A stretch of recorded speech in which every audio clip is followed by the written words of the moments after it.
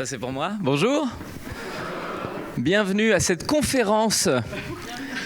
On va parler que de trucs super chiants. En fait, on s'est dit que le seul moyen pour que vous veniez suivre les cours, bande de flemmards, c'était de faire semblant que je vienne parler en faisant des blagues. Et en fait, pas du tout. Ça va être un cours de linguistique vraiment très poussé. Hardcore, mais à la fin, vous serez diplômé. Et ça n'a pas de prix. Comment on se gère les micros? Parce que du coup, toi, t'en as un. Je vais lui jeter. Oui, ok. Ah ouais. Ok, ça marche. Ouais, je vais essayer de faire gaffe. Je voulais déjà te remercier. Et de rien. Voilà. J'espère que vous relâcherez mes enfants, mais sinon, c'est un plaisir d'être venu. Non, c'est vraiment avec plaisir. Voilà, pour ouvrir cette toute première session des rencontres débats au Centre d'études linguistiques, pour vous montrer en effet que la linguistique, c'est pas que super chiant, hein, que voilà, étudier la langue, le jeu avec la langue. Ouais, parce qu'il y en a qui croivent, mais en fait, pas du tout. Non, pas du tout.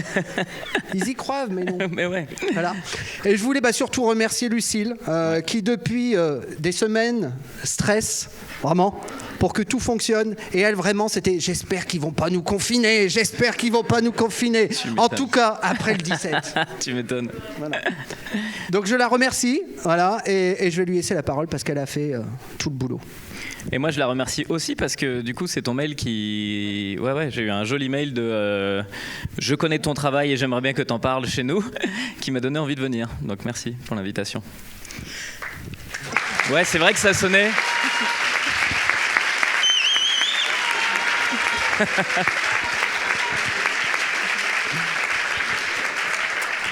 Alors moi, je ne vais pas prendre la parole très très longtemps. Je ne vais pas monopoliser la parole comme je le fais en cours. Vous me subissez assez comme ça. Je voulais juste revenir un petit peu sur la genèse du projet pour ceux qui ne me connaissent pas, parce qu'il y a beaucoup de mes étudiants, mais il y a des étudiants que je n'ai pas en cours. C'est simplement que j'ai commencé à travailler un petit peu sur l'humour et j'ai co-dirigé un numéro de revue sur la thématique de l'humour. Et au fil de mes recherches, comme on en parlait, je me suis dit c'est quand même dommage que nous, linguistes, on ne travaille que sur un discours, un produit fini, sans finalement avoir le point de vue de l'humoriste et savoir comment le discours a été créé, etc. Donc, un petit peu au culot, hein, j'ai totalement pris mon au mail culot, et j'ai contacté Verino, qui m'a tout de suite et surtout très gentiment répondu, et il a manifesté un intérêt donc, pour ce qu'on faisait aussi en linguistique. Donc, il y a des vicieux partout. Hein. Et du coup... j'ai fait semblant. Ouais, voilà, parce qu'il est poli et bien élevé. Et du coup, est venue l'idée de l'inviter pour lancer ces conférences, ces rencontres débats, en espérant pérenniser ça peut-être avec d'autres artistes s'ils sont intéressés. T'as commencé par le top niveau. Voilà, c'est ça, était le premier. C'est mort après, tu pourras plus avoir. Donc, de fil en aiguille, voilà, ça s'est organisé comme ça. Et comme disait Denis, ce que je voulais montrer à mes étudiants et aussi aux autres, c'est que la linguistique, c'est pas que des cours de grammaire plus ou moins intéressants, on va dire, mais que voilà, on a en fait, qu'on soit humoriste, qu'on soit linguiste, on a le même objet d'étude, mais on va pas travailler la langue, le discours de la même manière. Et on a la même passion, mais pas le même maillot. C'est ça. C'est ça. C'est exactement ça. C'est ça. Et il est spécialiste de métaphores, donc il peut le dire. Donc voilà, ce que j'aimerais que vous reteniez de cette session, c'est que on peut avoir des regards croisés, avoir le même objet d'étude, mais s'en servir différemment et maîtriser la langue. C'est pas que faire de la grammaire. Voilà. Donc merci à tous d'être venus. Merci encore à Verino de faire partie de ce premier événement. Et on va entamer la séance. Ouais, moi j'ai envie de t'applaudir pour ce discours.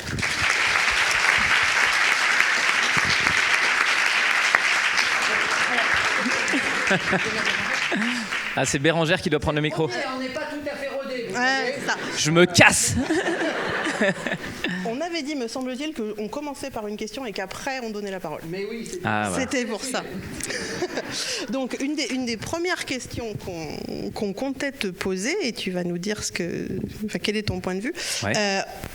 En tant qu'humoriste, est-ce que tu te considères comme créateur ou provocateur d'émotions ? Ah ouais, c'est même le taf principal, quoi. Parce que souvent, on a l'objectif du rire, évidemment, pendant que Bérangère vient prendre le micro.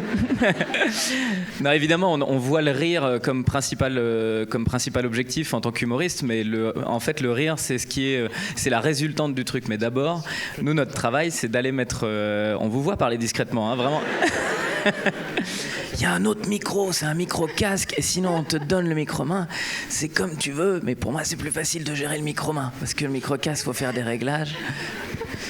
C'est ça qui se dit, on est d'accord, hein. Et donc ouais, on a l'impression que l'objectif c'est le rire. Alors évidemment, mais le rire c'est vraiment le résultat. Ce qui est, en tout cas moi comme je travaille, je ne vais pas parler au nom de tous mes collègues évidemment, mais moi ma manière de travailler c'est d'aller chercher l'idée, quoi. C'est de venir planter dans le cerveau du spectateur d'abord le germe de ce qui est attendu, pour ensuite venir créer la surprise derrière. Et c'est ça qui va déclencher la vanne. Mais d'abord, l'objectif c'est la sensation, le sentiment. C'est peut-être que d'un certain côté la sécurisation quand tu imagines que tu comprends la démarche du gars, et puis ensuite c'est là que se crée le bug. C'est quand nous on va ailleurs. Pour être concret sur une vanne, il y a techniquement quelque chose qui s'appelle la prémisse, qui est le début de la blague. Je vais essayer de prendre un exemple de ce qu'il y avait là tout de suite. Quand je dis, et là ce sera juste, quand je dis que les mecs c'est des tueurs, dans la dernière vidéo, je dis ils sont champions du monde de free fly, c'est des tueurs, enfin c'est des tueurs, c'est pas des taxis non plus. Et là pour le coup, quand on part sur le fait de tueur, tout de suite toi l'image que tu te crées, c'est que je suis en train de dire qu'ils sont vraiment très très forts, et derrière je te dis que je pensais tueur comme un vrai assassin, et je le compare ça au taxi dont je venais de parler juste avant. Là pour le coup c'est vraiment un jeu complet où je t'installe dans ce que tu pensais être ce que je disais, et en fait ce que je disais c'était pas tout à fait ça, et c'est ça qui va faire que ton hémisphère droit et ton hémisphère gauche vont percuter, et c'est ça qui fait que ton cerveau rigole, quoi. Ça y est, vous savez tout. Vous pouvez tous devenir humoristes à partir de maintenant. J'ai donné ma technique secrète. Non, c'est vraiment comme ça que ça vient. Et tu viens nous retrouver, Bérangère? Ah non, tu donnes le micro à des gens, d'accord. Très bien. Margot. T'es où, Margot? Oh non. Chouette. C'est toi. Oh non, l'angoisse. Ah, je te jure, ça fait plaisir, hein. Elle a poussé un cri de joie quand elle a annoncé. C'est évanoui. Je vais tout faire pour te décevoir. Que tu rentres chez toi et dis, mais quel connard le mec. D'abord, je pense que les femmes sont inférieures. Ça, c'est la première chose.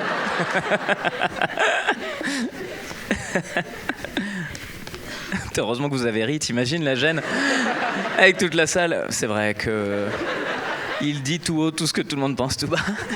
Elle prend sa respiration. Ouais. Vas-y. En tant qu'humoriste, avez-vous toujours conscience des procédés langagiers qui mènent à la création humoristique et provoquent le rire? Vous avez 3 heures. Tu peux me redonner la question, s'il te plaît? En tant qu'humoriste, ça je l'ai. Avez-vous toujours, et après j'ai plus les mots, conscience des procédés langagiers qui mènent à la création humoristique et provoquent le rire? Ok, est-ce qu'on a toujours... Alors moi, pour moi, c'est des procédés linguistiques, mais presque innés, quoi. C'est-à-dire que j'ai pas appris la linguistique, j'ai juste en écoutant mes collègues et en développant mes idées, parce qu'il y a aussi beaucoup à l'écriture que tu progresses. Ça, pour le coup, c'est un métier que tu fais pas en faisant de la stratégie, tu sais, en étant tout seul chez toi. Enfin, je sais pas comment vous fonctionnez tous, mais moi, pendant longtemps, je me suis dit un jour, je serai humoriste. Et pendant longtemps, je me suis dit, un jour, je serai humoriste, quoi. Et sauf qu'en fait, t'es humoriste à partir du moment où tu agis, ou à partir du moment où tu commences à travailler, parce que tu te rends compte déjà que l'écart entre la théorie et la pratique, il est énorme. Tu fantasmes déjà et d'une tes capacités, tu es persuadé que tu seras très fort, et c'est souvent pas le cas. Et ensuite, tu fantasmes ce que ça donnerait, et quand tu vois le résultat et que tu le joues devant des gens, tu réalises en fait que ton idée de base qui est absolument géniale, je pourrais trouver un exemple pour ça.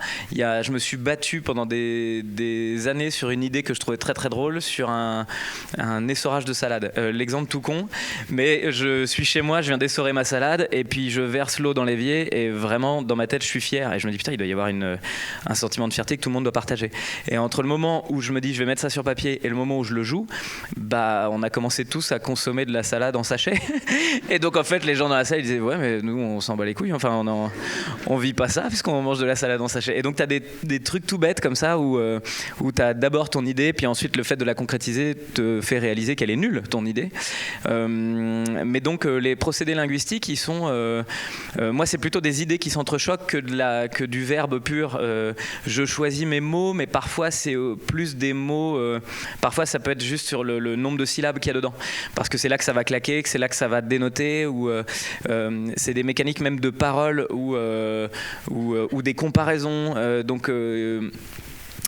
Je crois que c'est des trucs dont j'ai pas vraiment conscience en vérité sur l'écriture, en dehors du fait de choisir les mots pour que réellement l'idée soit clairement obtenue en face, quoi, parce que il y a plein de fois où tu as envie de dire des mots et puis qu'en fait tu les as pas, puis tu dis truc à la place, le spectateur comprend, mais il doit transformer le mot truc en quelque chose. Si tu réussis à avoir une phrase simple, en fait tu laisses toute la place à l'émotion, tu laisses plus de place à autant de travailler. Il y a des humoristes qui sont beaucoup dans le texte et moi j'y suis moins sensible. J'aime bien quand c'est d'abord l'idée qui vient puncher le plus vite possible. Alors parfois on a l'impression j'ai compris ça quand j'ai commencé à lire beaucoup d'Isaac Asimov. C'est un auteur de science-fiction que j'adore vraiment. J'adore la SF, j'en lis énormément.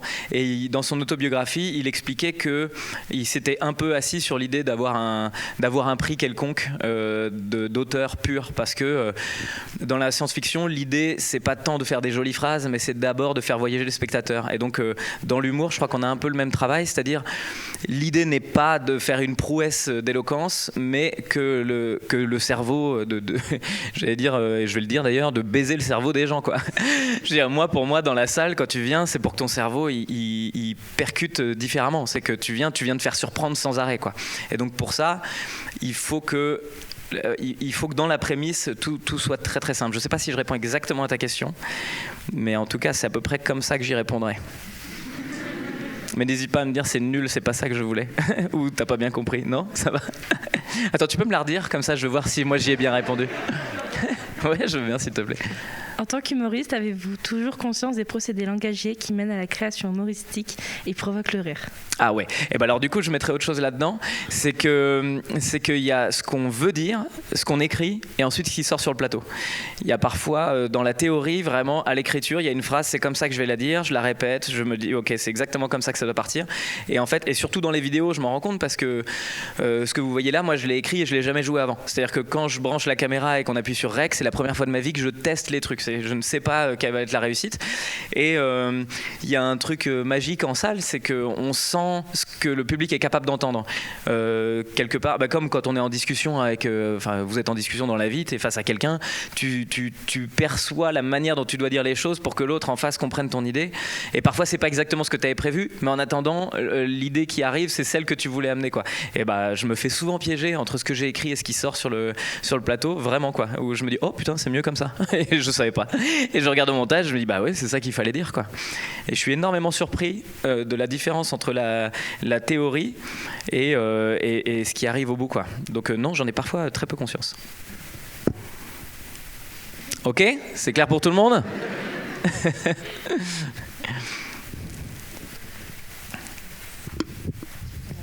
C'est qui ? Manon. Ah bah comme il y a 2 micros, on peut même donner le micro. Ah ouais, bien joué. Coucou Manon. Bon, bonjour d'abord. Toi-même. Hein, Alors, du coup, la prochaine question, c'est quels sont, selon vous, les types d'humour les plus efficaces ? Style l'ironie, la moquerie, le sarcasme, ouais. etc. Ironie, moquerie, sarcasme. On voit dans quoi tu vas, toi. Hein. L'absurde, non. Le personnage. Est-ce que vraiment t'as... La méchanceté, la violence. Ça dépend toujours de l'angle. Là, pour le coup, ça dépend de ce que tu veux raconter dedans. Et puis ça dépend même du mood dans lequel je suis, tu vois. Par exemple, je suis assez sur le féminisme, c'est un sujet que je traite énormément dans mes vidéos. Il y a une période où j'avais le sentiment qu'il fallait être presque un peu premier degré et très clair dans ce qu'on abordait pour pédagogiquement faire passer les idées. Là où aujourd'hui, je suis un peu vraiment dans l'ironie, même beaucoup, où j'ai tendance à grossir des traits pour déclencher le rire, parce que ça y est, c'est évident pour tout le monde que c'est une vanne. Et en fait, ça dépend vraiment des sujets. Et là, c'est un truc que j'aime bien dans ma carrière, c'est que je me suis pas spécialisé dans un type d'humour. C'est quelque chose qu'on m'a reproché au début. On me disait mais tu fais quoi exactement ? Est-ce que tu fais du personnage ou est-ce que tu fais du stand-up pur ? Tu vois, vous connaissez peut-être Blanche Gardin, qui elle est vraiment dans la, c'est du texte quoi. C'est-à-dire elle est toute seule pendant 1 heure comme ça et c'est de la vanne. Vous avez de l'autre côté un mec comme Elie Moon qui est dans du personnage pur et qui a très peu de place au stand-up. On a un Jérémy Ferrari qui est dans de l'humour noir. On a un Arnaud de Samer qui est dans de l'absurde ou Ben. Et en fait, tous ces trucs-là, moi, je suis assez fan de tous ces types d'humour-là. Et pendant longtemps, pendant vraiment mes 6-7 premières années de spectacle, les journalistes étaient un peu emmerdés parce qu'ils n'arrivaient pas à me mettre dans une case. Et ils me le disaient souvent. Ils me disaient ouais, mais c'est quoi ton truc quoi ? Je dis bah, j'ai pas de truc en fait. Hein. Moi, j'aime bien l'idée de pas avoir de truc. J'aime bien l'idée qu'à chaque blague, tu choisisses. Donc, t'as ton tiroir. Parfois, c'est l'humour noir qui va rentrer dedans et ça, c'est hyper intéressant. Il y avait eu il y a 2 ans un truc où la République En Marche avait refusé l'idée que le congé de deuil parental passe à 14 jours au lieu de 12 jours. Il y avait un truc comme ça, où tu perds un enfant et tu as le droit juste pendant 2 semaines de rester chez toi. Je trouve ça terrible comme... c'est une violence sans nom. Moi, j'ai 3 enfants et vraiment, j'ai pas hâte qu'ils meurent, tu vois. C'est vraiment quelque chose que j'aimerais pas. Et je me dis, putain, si t'as juste 10 jours pour te remettre et après, au boulot, gars, on compte sur toi, la France a besoin. Mais c'est complètement absurde. Et donc, la République En Marche avait dit, non, il faut que ça reste tel que c'était. Alors au final c'est un peu plus complexe parce qu'eux ils disaient ça doit pas être à la charge de l'entreprise mais à la charge de l'État, mais en attendant ce qu'on voyait c'est que la République En Marche avait refusé ce truc là et donc j'étais monté sur le plateau, le texte avait été intégralement traité vraiment dans du foutage de gueule total où je me disais mais c'est parce qu'en fait il y a des gens qui abusent, il y a des gens qui perdent leur enfant juste avant des ponts pour pouvoir profiter et ils profitent du système et tu vois tout ce truc là qu'on entend quand les gens ils font une dépression et qu'on leur dit ouais bah tu profites quand même tu vois, bah non en fait je suis malade et là je me disais c'était vraiment flag là-dessus et là c'était hyper intéressant d'aller dans l'ironie là où dans le truc que j'ai traité je sais pas quelle vidéo vous avez vu, je sais que vous avez vu le parachute, celle d'avant c'était quoi? C'était Miss France et Ah Miss France, ah bah ouais Miss France Miss France elle était intéressante parce que il a été traité un peu maladroitement parce que j'ai pas clairement exprimé mon propos dessus. Si, parce que... Ouais, bah, je vais te dire pourquoi. Moi, ça a été un... On a vu la réponse. Hein. Ouais, où j'avais dit un truc. Eh ben, je crois qu'il y a eu... En tout cas, moi, je pense que l'énervement de certaines personnes vient de là. Surtout en tant que féministe, ça m'énerve de décevoir les féministes. C'est dommage, tu sais. Quand tu dis « voilà mon combat » et que les gens font « non, c'est pas notre combat à nous ». Donc t'es gentil, mais va combattre là-bas, loin de nous. Et donc, en fait, il y avait 2 polémiques là-dessus. Enfin, il y a eu deux plaintes. Je suis obligé de remettre dans le contexte, hein, je suis désolé, mais il y avait d'abord la plainte d'Oser le féminisme, cette association qui disait en fait les candidates de Miss France doivent être considérées comme des employés puisque ça fait partie d'un spectacle, etc. Et c'était très malin parce qu'elles veulent enlever les contraintes de présentation au concours. C'est-à-dire que pour pouvoir t'inscrire aujourd'hui, il faut ne jamais avoir été marié, il ne faut pas être veuf, il ne faut pas avoir d'enfants, il faut mesurer plus d'1m70. Enfin, tu vois, il y a plein de conditions pour pouvoir t'inscrire au concours de Miss France. Et donc évidemment, c'est très discriminatoire. Donc il y a plein de femmes qui disent bah ouais, mais moi je peux pas rentrer dans le concours et ça m'énerve. Et donc il y a Oser le féminisme qui dit bah si elles sont considérées comme employées, à partir de maintenant, c'est le droit du travail qui va s'appliquer. Et je trouve ça hyper malin, puisque dans le droit du travail, évidemment, tu peux pas embaucher quelqu'un en disant je suis désolé, enfin il faut que tu fasses plus d'1m70, tu vois. Et donc il y a des lois et Oser le féminisme rentrer là-dedans, je trouvais ça hyper malin. Mais en parallèle, il y a 3 plaintes qui ont été portées par des femmes qui elles disaient bah nous on voudrait pouvoir s'inscrire au concours et c'est dégueulasse qu'on puisse pas y participer. Et là pour le coup je trouvais ça complètement absurde puisque c'était effectivement c'est le principe du concours, quoi. C'est que dans le concours, il y a des critères et voilà, c'était ça. Et donc ces contraintes-là, tu peux pas en sortir. Et c'est le principe du concours. Et ça, on le retrouve dans tous les concours. Mais si ça n'est pas un concours, et c'est le cas d'Oser le féminisme, c'est le cas du point de vue d'Oser le féminisme, c'était ça. Sauf qu'il y a plein de gens qui n'étaient pas au courant des autres plaintes. Et donc il y a plein de gens qui m'ont dit mais t'as rien compris à la plainte d'Oser le féminisme. Je dis, ah non, pardon, j'avais mal traité le truc. Et donc il y a quelques personnes qui étaient très énervées là-dessus, ce que j'entends évidemment, et ce avec quoi j'étais pas pas d'accord, mais donc j'ai pris le temps de l'éclaircir. Et donc là-dessus, effectivement, c'était un peu premier degré, quoi, de pouvoir. Parfois, c'est assez cool quand même en tant que personne qui parle de pouvoir donner son vrai avis, même en tant que féministe d'ailleurs. Et c'est intéressant le débat que ça soulevait, ça, parce que du coup, tu avais les féministes qui disaient, mais en fait, certaines féministes qui disaient, c'est dommage, tu viens de casser un combat qu'on mène parce que tu mets en lumière nos erreurs. Je dis, oui, mais bon, enfin, c'est la vie en fait. Hein. On est bien emmerdés, mais je veux dire, si on commence à taire toutes les erreurs des gens qui ont des combats justes, dans ce cas-là, on parle plus de justice, quoi. Et le féminisme, c'est l'égalité dans les traitements, y compris dans les mauvais traitements. Enfin, je pense que quand il y a quelque chose qui est fait maladroitement, il faut pouvoir le dire, quoi. La réponse derrière, c'était en tant qu'homme blanc cis, c'est quand même très gentil de nous dire qu'on est maladroite. Oui. Et donc j'étais paternaliste, etc. Enfin, mais c'est intéressant. Je sais pas si j'ai répondu à ta question encore. N'hésitez pas à me dire si je suis nul, hein. Vraiment, j'ai aucun problème avec ça. D'ailleurs, dans les 3 vidéos qu'on a lancées, la vidéo précédente, ça devait être la toute première, on avait montré dégenrer les patates. Ah oui. Vous l'avez pas vue celle-là? Non, on en a Ah, elle était Vous n'en chouette, avez vu celle-là. que 2, on a eu que le 2. Ah bah vous irez la voir alors. Parce que celle-ci aussi pouvait lancer pour le coup une sacrée polémique. Eh ben pas tant. Écoute, tant. finalement, j'ai jamais vu. Dégenrer les patates. En gros, c'est Monsieur et Madame Patate il y a 6 mois, qui ne s'appelle plus Monsieur et Madame Patate parce que on s'est rendu compte qu'effectivement, comment dire ça, les Madame Patate étaient avec un sac à main, du rouge à lèvres et des chaussures à talons, et les Monsieur Patate, ils avaient une tronçonneuse et ils coupaient du bois. Enfin, tu vois, c'était vraiment. Et c'est vrai que quand tu as envie d'éduquer, moi, mes petits garçons, par exemple, j'ai envie qu'ils soient libres de tout, et j'ai pas spécialement envie qu'ils se sentent obligés d'être des mâles dominants dans la vie, tu vois. J'ai envie qu'ils vivent leur vie comme ils en ont envie, et s'ils se sentent un peu féminins, bah soit allez-y, quoi. Tu vois, moi j'ai aucun problème avec mon côté féminin, je suis très heureux avec. Et mais j'ai trouvé moi le moyen d'exister en tant que non mâle dominant. Je sais pas si je suis hyper clair, mais en attendant, vraiment c'était ça. Et donc ça me semblait intéressant de traiter ce sujet-là parce que je savais que ça allait énerver des gens, parce qu'il y a forcément les gens qui disent ça va, on peut plus rien dire, et puis il y a ceux qui disent bah ouais mais quand même. Et donc là on avait le double truc, et j'étais hyper heureux parce que j'avais trouvé l'axe de dire en fait effectivement c'est une avancée, mais n'empêche qu'il y a plein de gens qui vont être perdus parce qu'il y a plein de les papis, les mamies qui sont pas au courant des problèmes de genre, qui eux vont péter un plomb en jouant au jeu des 7 familles, quoi. C'est un papa, c'est une maman, enfin c'est un homme, c'est quoi, c'est le grand-père, la grand-mère, on sait plus. Et en fait cette vanne là, elle satisfaisait tout le monde parce que tu avais ceux qui sont progressistes qui disaient ah il comprend la démarche, et tu avais ceux qui n'étaient pas, qui disaient on est d'accord, c'est n'importe quoi, on peut plus jouer au jeu de cette famille. Et donc là pour le coup j'avais pas de bagarre, mais juste des gens qui étaient tous d'accord pour dire que c'était bien pour des raisons ou des raisons opposées. Et je m'étais dit putain, ça c'est une belle réussite. J'ai réussi à baiser tout le monde, et ça me plaît. Alors avec la réponse que tu as faite à la question qu'a posée Manon, en fait on était assez fort en transition, cela dit, parce que la question suivante c'était est-ce que tu penses avoir une signature humoristique et comment tu la définis? Et pour le coup je pense que tu as un peu répondu. Ouais, ouais, moi j'aime bien avoir la liberté totale, quoi. Et surtout ce qui m'intéresse là-dedans, t'as vu, tu penses que j'ai répondu, mais je vais quand même parler encore. Ouais, hein. Mais vas-y. Il est infernal, hein. Mais ouais, ce que j'aime bien là-dedans, c'est vraiment la sensation de liberté totale, quoi. Je trouve que finalement il y a des styles qui sont à la mode, il y a des empreintes qui sont à la mode. J'ai jamais été un humoriste à la mode, et ça m'a jamais posé de problème. C'était très intéressant de voir dans ma carrière, parce que moi je suis entouré d'humoristes qui sont je parlais de Blanche tout à l'heure, qui est vraiment hyper identifiable, ou Fari que vous voyez peut-être aussi, qui est vraiment le noir stylé, Bunaimin, le chinois marrant.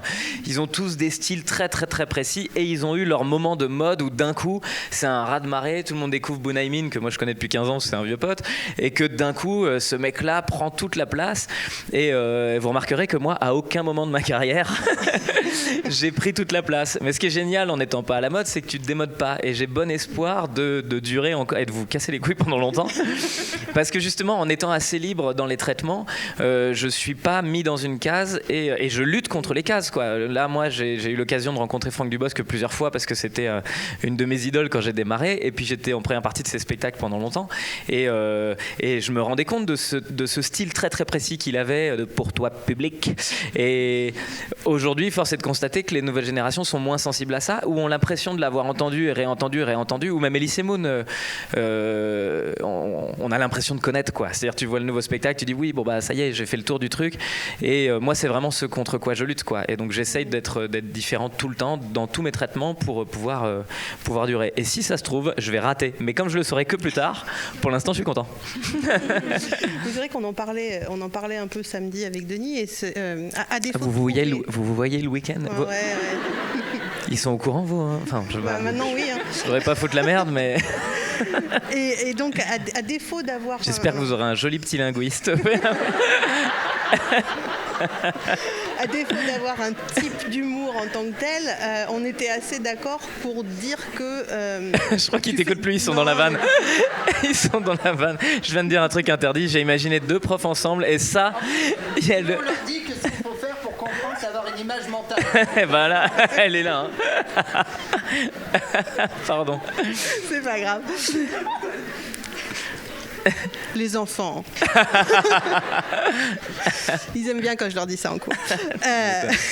Donc, ouais, on était assez d'accord pour dire qu'à défaut d'avoir un type d'humour en tant que tel, le fil conducteur, il me semble que c'est quand même de l'humour bienveillant. Ouais, j'essaye d'être... J'aime pas rendre les gens malheureux, hein. C'est con, mais c'est vrai que... Non mais c'est débile à dire, mais il y a même des humoristes d'ailleurs qui se complaisent là-dedans, dans la violence presque du truc, en disant derrière bah ouais mais c'est une vanne si t'es pas capable de l'entendre. Moi je me dis qu'en fait c'est à nous de... Enfin ça dépend quel est ton objectif, mais moi mon objectif c'est que tout le monde se fasse des gros câlins. Mais j'aime l'idée que les gens soient pas blessés par ce que je raconte. Ça m'embête quand ils le sont. Parfois tu peux pas lutter, parfois il y a des gens qui ont simplement... Déjà il y a des gens qui n'ont pas de second degré, c'est très douloureux quand il y a des gens qui comprennent pas la blague. J'ai eu un commentaire sous ma vidéo dont je vous parlais tout à l'heure sur le congé parental, avec j'ai eu un commentaire d'une femme qui me dit mais toi tu n'as jamais perdu d'enfant, tu te rends pas compte de la douleur que c'est. Et je me dis mais mon Dieu la bêtise quoi. Et j'ai vraiment envie de te faire rire, mais là je me dis t'es con quoi. Au-delà d'avoir perdu un enfant, si tu vois pas la lecture évidente que je suis pas sur scène pour dire vous vous rendez compte il y en a qui abusent, enfin t'imagines le manque de second degré. Bon bref, et donc ça me déçoit. Je suis à la fois triste que cette personne soit sur le côté de la route parce que visiblement elle n'est pas équipée pour comprendre la blague, donc c'est dommage, mais surtout ça veut dire qu'elle est capable d'en souffrir beaucoup parce qu'elle regarde la vidéo avec des gens qui rigolent, elle est isolée du groupe en se disant tout le monde se moque de moi qui ai perdu mon enfance, qui est la douleur la plus énorme que j'imagine de ma vie. Donc je pense qu'elle a vraiment dû passer un très mauvais moment et ça m'embête. Donc dans la mesure où je peux l'éviter la plupart du temps, éviter la chose, hein, pas l'éviter, je ne suis pas... Et là d'un coup le mec qui se... Mon Dieu mais il plane.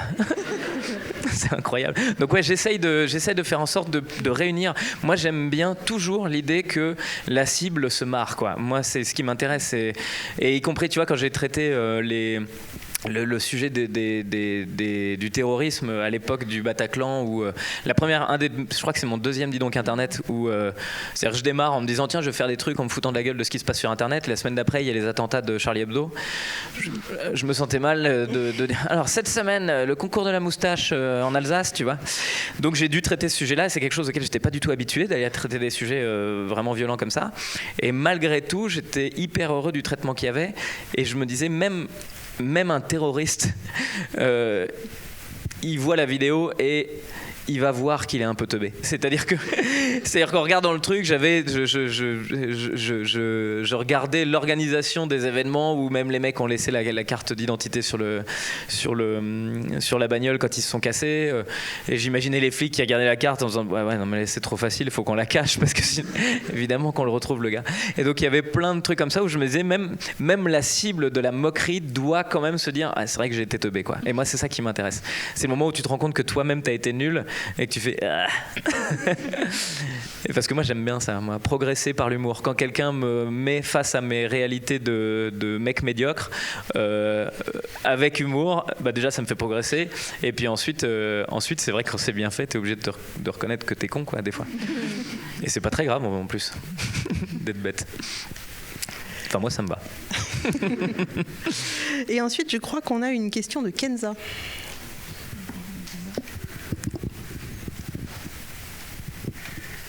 Bonjour. Bonjour Kenza.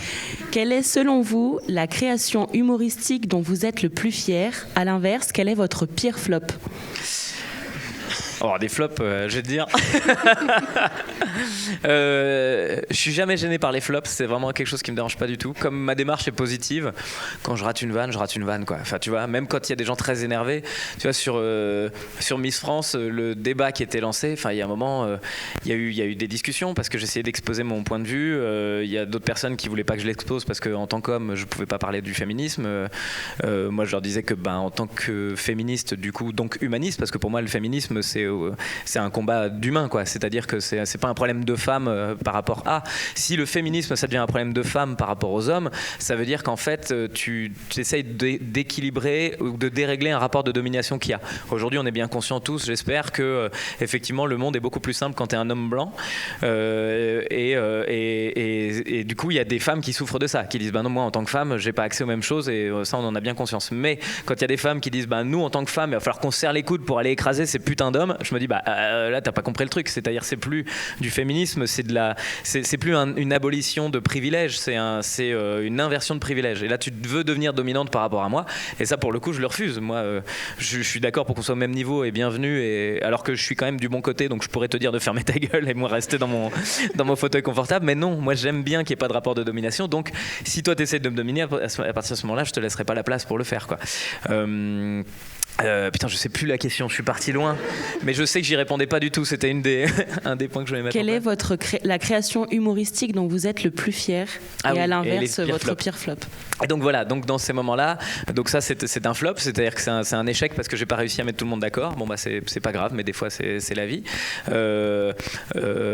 Et donc dans ce discours-là, de ce dialogue que j'avais avec ces deux trois personnes qui étaient très énervées, il y a juste un moment où je leur disais mais les amis, en fait on est juste à la fin, on meurt. C'est-à-dire que déjà c'est une blague, et au pire elle a une portée qui ne te plaît pas, ça je l'entends, mais réellement, juste si on rapporte ça à l'échelle d'abord de notre planète, puis ensuite de l'univers, déjà on voit à quel point on est insignifiant en tant qu'être vivant sur cette planète. Donc t'imagines bien que dans l'œuvre intergalactique, je sais pas comment elle s'est créée, mais bref, on est vraiment ridicule. Donc nos tout petits problèmes, et a fortiori quand c'est juste une blague qui ne te plaît pas, t'es quand même un petit peu capable de tourner la page assez rapidement, parce que on nous responsabilise beaucoup, humoristes, de véhiculer des messages. Alors je suis d'accord qu'il faut qu'on soit extrêmement exigeant, mais il faut pas qu'on oublie aussi qu'on fait que des blagues, quoi, et qu'il y a des gens qui ont un impact bien plus grand que des blagues. Il y a des politiciens, il y a des personnes qui sont engagées dans certains combats qui sont bien plus dévastateurs dans leurs actions que des humoristes qui font des blagues. Bon, bref, ça c'est... Mais malgré tout, il faut reconnaître qu'on a quand même une responsabilité en tant qu'humoristes qui font des blagues, parce que nos messages se diffusent quand même beaucoup. Bref, mais tout ça pour dire qu'effectivement, le flop ne me dérange pas, parce que de toute façon, un jour, je vais mourir. Et donc, même si toute ma carrière est nulle, à la fin, quand je meurs, je disparais, et les gens m'oublieront, comme nous tous, on va tous s'oublier les uns les autres une fois qu'on sera mort. Donc, en réalité, ça n'a vraiment pas d'impact de rater un truc. Et à partir du moment où tu prends conscience de ça, c'est beaucoup plus facile d'entreprendre de manière générale, quoi. Comme quand tu te rends compte que si tu rates tes examens, c'est pas très très grave, tu vas t'intéresser à... non, c'est pas vrai. En vrai, tu vas redoubler, ou tu changeras de chemin, ou enfin, je sais pas combien d'entre vous vont rester dans cette filière-là. Il y a 1000 choses qui vont se passer dans votre vie, et j'espère que c'est pas le bout du chemin que vous visez en visant les examens, parce que sinon t'es mort en fait. Ou tu vas mourir à petit feu le temps d'attendre ton décès. Bref. Ce que je veux dire, c'est qu'on est là, on n'est pas là pour une réussite ponctuelle. De la même manière que, en fait, si vous êtes là pour réussir des examens, moi je trouve ça dramatique. Moi, je pense que vous êtes là pour acquérir des compétences, et à partir du moment où, si vous voulez acquérir des compétences, vous allez regarder les choses de manière différente, quoi. Moi, je dis ça comme si j'avais des leçons à donner. Je suis humoriste parce que aussi, mon intérêt, c'était d'acquérir des compétences dans certains domaines, et que les études que j'ai faites, les compétences m'intéressaient pas. Mais je trouve ça souvent dommage qu'on regarde le bout du chemin. Comme on parlait du rire tout à l'heure, si ton but c'est de faire rire, tu peux faire rire en faisant un bruit de prout, quoi. Si ton but c'est de faire évoluer, même de réfléchir, de te faire progresser toi-même, tout l'intérêt de l'écriture, tout l'intérêt de ta propre auto-éducation pour progresser, il est bien plus énorme que simplement faire rire. Donc tout ça pour dire que l'échec n'est pas important. Peut-être que le message passera mieux venant de toi que venant de nous. On leur dit, hein. Mais c'est hyper difficile à entendre, surtout quand c'est des professeurs. On est contre vous, il faut que vous le sachiez. Enfin, on a bien compris. Hein. On ne vous aime pas, vous entendez ou pas? Mais oui, c'est vrai qu'on a tendance... en plus, on est aussi dans cette société-là où tu es jugé tout le temps, où tu es noté tout le temps, où tu dois réussir ou rater. Et en fait, et où l'échec est une catastrophe. Parce que si tu n'as pas tes examens, il y a tes parents qui vont t'engueuler, il y a le Crous qui va pas te laisser ta bourse pendant des siècles. Enfin, tout est fait pour que tu n'aies pas le droit d'échouer. Et donc, comme tu n'as pas le droit d'échouer, tu flippes à longueur de temps. Tu es tout le temps là à te dire, putain, si je rate, rate et passe ta vie à rater, quoi. Parce qu'en fait, plus tu rateras, plus tu te rendras compte que c'est pas grave du tout. Et puis surtout, à partir du moment où tu n'as plus peur de rater, bah, c'est là que tu entreprends, quoi. C'est là que tu te dis, bah, je vais faire des trucs et si ça foire, ça foire. Et moi, je passe ma vie à rater, mais je passe ma vie, mais tellement, dans mon éducation, avec mes enfants, je fais ce que je peux, hein, mais je vois bien qu'ils... C'est pas vrai, j'essaie vraiment d'être bon. Mais pour le coup, bah non, parce que j'aimerais bien leur laisser des bonnes clés à ceux-là. Mais ouais, pour le coup, je trouve que c'est très humiliant l'échec et c'est dommage.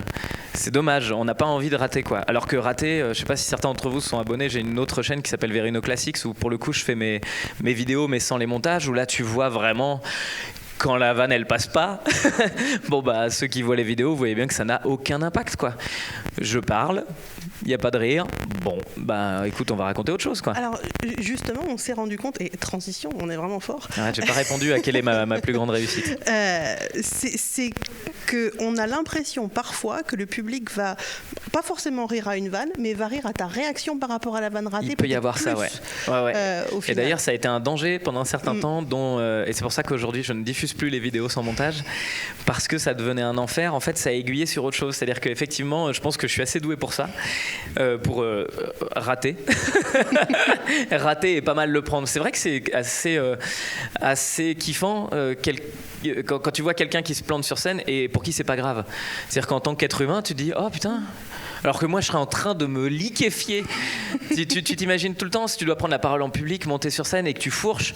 Enfin, je sais pas comment vous gérez ça, vous, mais moi, au tout début, monter sur le plateau et simplement dire un autre mot de 3 syllabes à la place du mot de 3 syllabes que j'avais prévu, puis en fait, ça marche pas. J'avais tendance à continuer ma phrase comme si personne allait se rendre compte du truc, alors que tout le monde dans la salle fait « Oh là, c'est pas exactement ce qu'il fallait dire ». Et tout le monde dans la salle se dit « Oh putain, mais moi, à sa place, je suis en train de mourir ». Et puis toi, t'es sur scène en disant « Il faut que je continue à parler parce que faut que je comble le vide rapidement. » En fait, t'es complètement à côté du sujet puisque tout le monde est angoissé.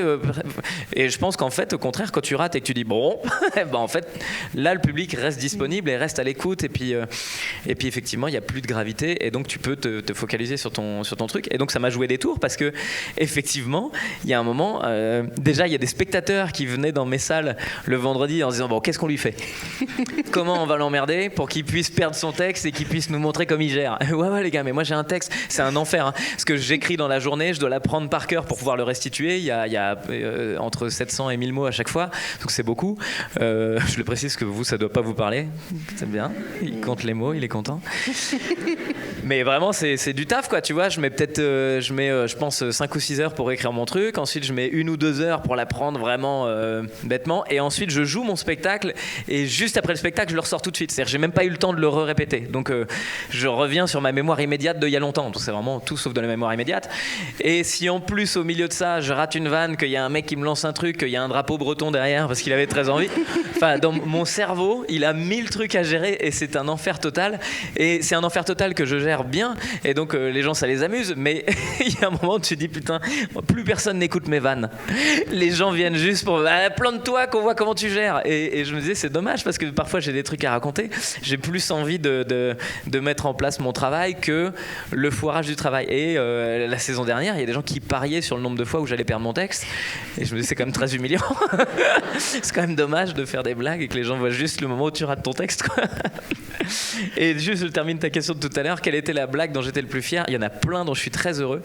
Mais il y en a une, parce que je suis très souvent content de moi-même. J'ai une facilité à regarder mon taf comme si c'était pas moi. Et donc quand il y a des bonnes blagues, je me fais oh putain, c'est marrant ça. Et c'est vrai que si tu me connais pas personnellement, tu peux dire bah, il est bien dans sa tête celui-là. Hein. Parce que moi j'ai l'impression que c'est pas moi qui les trouve les blagues. Tu vois, je travaille beaucoup, mais j'ai l'impression qu'elles sont aspirées quelque part et puis qu'à la fin, bah, elles sont sur le truc et je fais je sais pas comment c'est arrivé là. Mais de fil en aiguille de cerveau, il y a un truc qui est né et c'est pas l'opération du Saint-Esprit quoi. C'est du travail, du peaufinage et à la fin quand je vois le résultat, je me dis putain c'est vraiment chouette, mais j'ai pas l'impression que j'y suis pour grand chose quoi.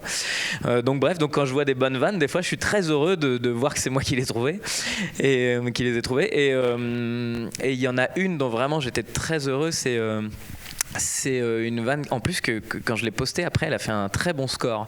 C'était, parce que tu vois le nombre de vues après, c'était une vanne où je racontais une vanne de mon fils avec un yaourt, peut-être que certains d'entre vous l'ont vu. Et ouais, j'avais, rapidement pour ceux qui l'ont pas vu, en gros j'avais mes 2 fils à l'époque, j'en avais pas 3, il restait un yaourt dans le frigo, les 2 en voulaient un, et donc je le donne au petit en me disant qu'ils vont partager, mais j'ai pas le temps de dire aux grands qu'ils vont partager. Donc le grand me dit mais pourquoi tu le files au petit? Et je lui réponds c'est parce que quand on a 2 enfants, il y en a toujours un qu'on aime plus que l'autre. Et parce que je me dis, je lui fais cette vanne quoi. Et pendant que je fais cette vanne là, je me dis putain, je suis peut-être allé trop loin, il a que 6 ans. Sauf que lui il me regarde, il me dit je comprends, parce que tu sais, quand on a 2 parents. Et là pour le coup c'était hyper intéressant parce que il y avait il y a tout dans la vanne. Déjà le fait que, alors lui il est pas allé jusqu'à il y a 2 parents, il avait trouvé un moyen, je sais plus ce que c'était, mais je crois que c'était ça qu'il voulait dire, mais c'était pas clair. Mais en gros, réussir à mettre ce truc là, réussir à caser de la violence où tu dis à tes propres enfants je préfère l'autre, et derrière que ce soit lui le gagnant. Moi j'aime bien quand c'est la victime le gagnant quoi, mais ça m'intéresse. Ou quand t'as mal compris la démarche. Un autre moment où c'est une vanne qui m'avait fait beaucoup, enfin une vérité qui m'avait fait beaucoup rire, au moment de mon déménagement il y a quelques années, il y a une place de libre dans le casier à vélo dans l'immeuble, et je case mon vélo là, et puis je reviens le lendemain et mon vélo est plus là, il y a le vélo de quelqu'un d'autre, et mon vélo il est posé dans le coin machin. Je me dis va te faire foutre quoi, donc j'enlève le vélo et je remets mon vélo. Et puis le surlendemain je reviens, il y a mon vélo, je me dis oh putain, ouais, t'es tombé sur le bon client parce que moi j'ai du temps. Si c'est un combat de vélo, on va se battre, hein. On va y aller, et tu m'enlèves pas mon vélo comme ça sous prétexte que t'as décidé que c'était ta place, c'est autant ta place que la mienne, donc va te faire enculer. Et donc tous les jours je remets mon vélo jusqu'à ce que je me rende compte qu'en fait la propriétaire de ce vélo c'est une petite vieille qui était en galère totale et qui tous les jours me dit en fait j'arrive pas à enlever le vélo d'ailleurs, c'est la seule place où je peux le ranger. Et moi je suis là à me dire ah merde. Je lui ai pourri ces 3 semaines à être là non mais et moi j'adore ces moments là où t'as un conflit, le conflit dans lequel tu te rends compte que tout le monde a raison. C'est-à-dire que ma démarche, elle est pas mauvaise, mais elle est hyper mauvaise quand tu regardes la personne qui est en face est mon ennemi, quoi. Mon ennemi, c'est vraiment quelqu'un, la pauvre vieille dame, quoi. Elle était juste en galère parce que j'ai décidé d'être une tête de con. Mais j'ai décidé d'être une tête de con parce que je pensais qu'en face, j'avais une tête de con, pas quelqu'un qui galérait, quoi. Et j'aime bien ces moments-là où ça échoue. Et ensuite, on a une question de Pauline, qui est juste là. Grande fan aussi. Ah, salut. Et je crois qu'elle va te voir ce soir. Yeah. C'est le nouveau spectacle. Vous êtes toutes les deux. Elles seront toutes les deux ce soir. Je veux pas être toute seule. Putain, on dirait vraiment un hashtag MeToo. Je veux pas être toute seule. Je vais venir avec des copines et tout. On va se serrer les coudes parce que... Ouais, bon, je la répéterai, t'inquiète.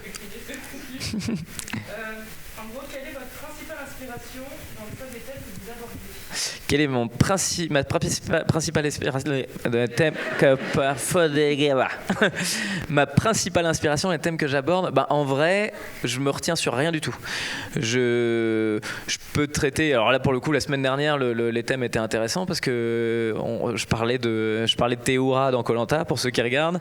Je parlais de la Chine qui préparait sa guerre avec les États-Unis. Donc vraiment, c'est 2 sujets qui ont rien à voir. Et le 3e sujet, je sais plus ce que c'était dedans. Ah si, les 2 embryons qui avaient été inversés aux États-Unis, il y a 2 femmes qui avaient fait une FIV et puis ils ont inversé les embryons.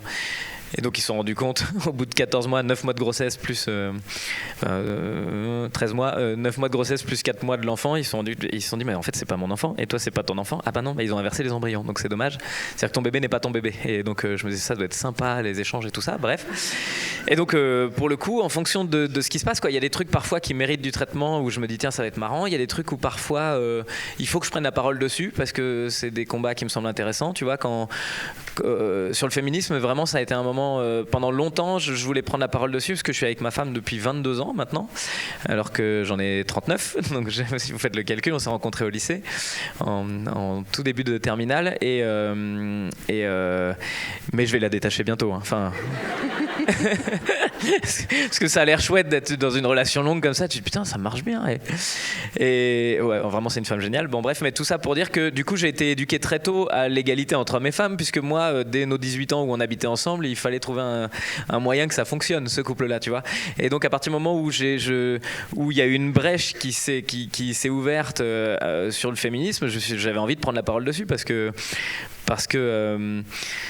qu'en tant que non mâle dominant, j'avais envie que la domination des mâles se termine. Et donc je trouvais ça intéressant d'aller là-dessus. Et donc là, pour le coup, je prends la parole là-dessus parce que je me dis il faut éduquer aussi les gens. Après, il y a des sujets qui sont juste marrants. Après, il y a des sujets où c'est parfois très marrant et parfois trop. Et donc, le retraiter, ça va être une erreur. Donc vraiment, j'ai aucune limite. Je m'intéresse à tout et j'essaye de m'éduquer parfois, c'est intéressant ça aussi. Des fois, tu te rends compte que t'as pas le cerveau pour quoi. Tu vois, sur les questions de genre, j'avais au tout début traité un sujet sur, c'était Kathleen Jenner qui du coup n'était pas Kathleen Jenner avant, enfin si, mais enfin voilà, très maladroit. C'est un homme qui du coup a transité vers le sexe féminin et donc il y avait tout un truc là-dessus où j'avais été hyper maladroit parce que j'étais pas assez éduqué sur la question de genre, mais j'étais de bonne foi et donc je me dis toujours c'est vachement bien d'être de bonne foi et d'attaquer un sujet en n'étant pas violent. Et j'avais discuté avec du coup plein de transgenres qui m'avaient dit alors voilà pourquoi t'es nul. Petit 1, petit 2, petit 3, ah ouais d'accord, ok, merci. Et je trouve que c'est important c'est intéressant de pouvoir s'éduquer comme ça quoi. Moi je progresse sur énormément de sujets en ayant le temps d'y réfléchir. Il y a plein de trucs sur lesquels je suis teubé à la base et peut-être je suis moins teubé à la fin. Et Pauline va passer le micro à Elsa juste à côté. Elsa qui est sur Facebook, merci. Oh là là, la vanne de vieux que je viens de faire. Bonsoir monsieur. C'est Pierre, mon administrateur, c'est avec lui que je pars en tournée et c'est grâce à lui que je suis arrivé à l'heure aujourd'hui. Bravo Pierre, vous êtes formidable. Et je disais vanne de vieux parce que j'imagine que vous n'êtes pas du tout sur Facebook, vous. Si ? C'est pas plus Insta maintenant ? Si. Vous êtes encore sur Snapchat ou pas ? Est-ce que vous êtes sur TikTok ? C'est la question que je me posais ça. Ils sont déjà trop vieux. Ouais, vous êtes déjà trop vieux pour TikTok, ça y est.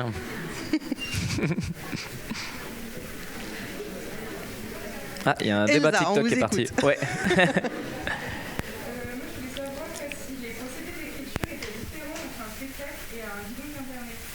Oui.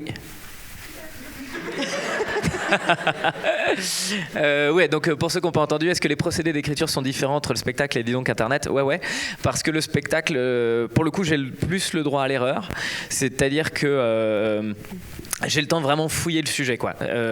Et d'ailleurs c'est un enfer parce que dis donc Internet c'est vraiment ce qui se voit le plus. Il doit y avoir un peu plus d'1 million de vues par mois, tu vois, donc ça veut dire qu'il y a beaucoup de gens qui les voient. C'est-à-dire que quand tu fais une erreur, il y a beaucoup de gens qui voient ton erreur et elle est marquée, elle est imprimée. Alors que dans le spectacle, je peux traiter un sujet, je peux me lancer sur un sujet et essayer le truc et goûter, prendre la température. Tu vois, comme quand tu es à la piscine, tu mets ton pied, tu fais elle est un peu fraîche et parfois elle est à la bonne température et tu peux t'y jeter. Donc il y a beaucoup de vannes du spectacle qui n'auraient même jamais dû exister mais qui viennent parfois en impro parce que je vais fouiller un peu plus le sujet sur scène ou que je vais m'amuser à poser des questions genre dis qu'est-ce que vous pensez de cette vanne, est-ce que vous la comprenez bien ou est-ce que pas, et donc parfois il y a des choses qui sont vraiment créées. Alors il y a énormément de travail en amont mais surtout il y a du travail pendant le cheminement de création continue pendant la création elle-même, puisque tous les soirs je suis sur le plateau et donc de soir en soir il y a les vannes se nourrissent de l'attente du public. Il y a des fois aussi tu penses que ta vanne est terminée puis les gens dans la salle font et tu dis ah oui donc il faut quelque chose de plus alors et du coup tu peux la trouver en impro ou pas, alors que sur dis donc Internet on a un devoir d'efficacité rapide. Il y a aussi le timing quoi, c'est-à-dire que comme je vous dis j'écris à peu près entre 5 heures dessus en tout,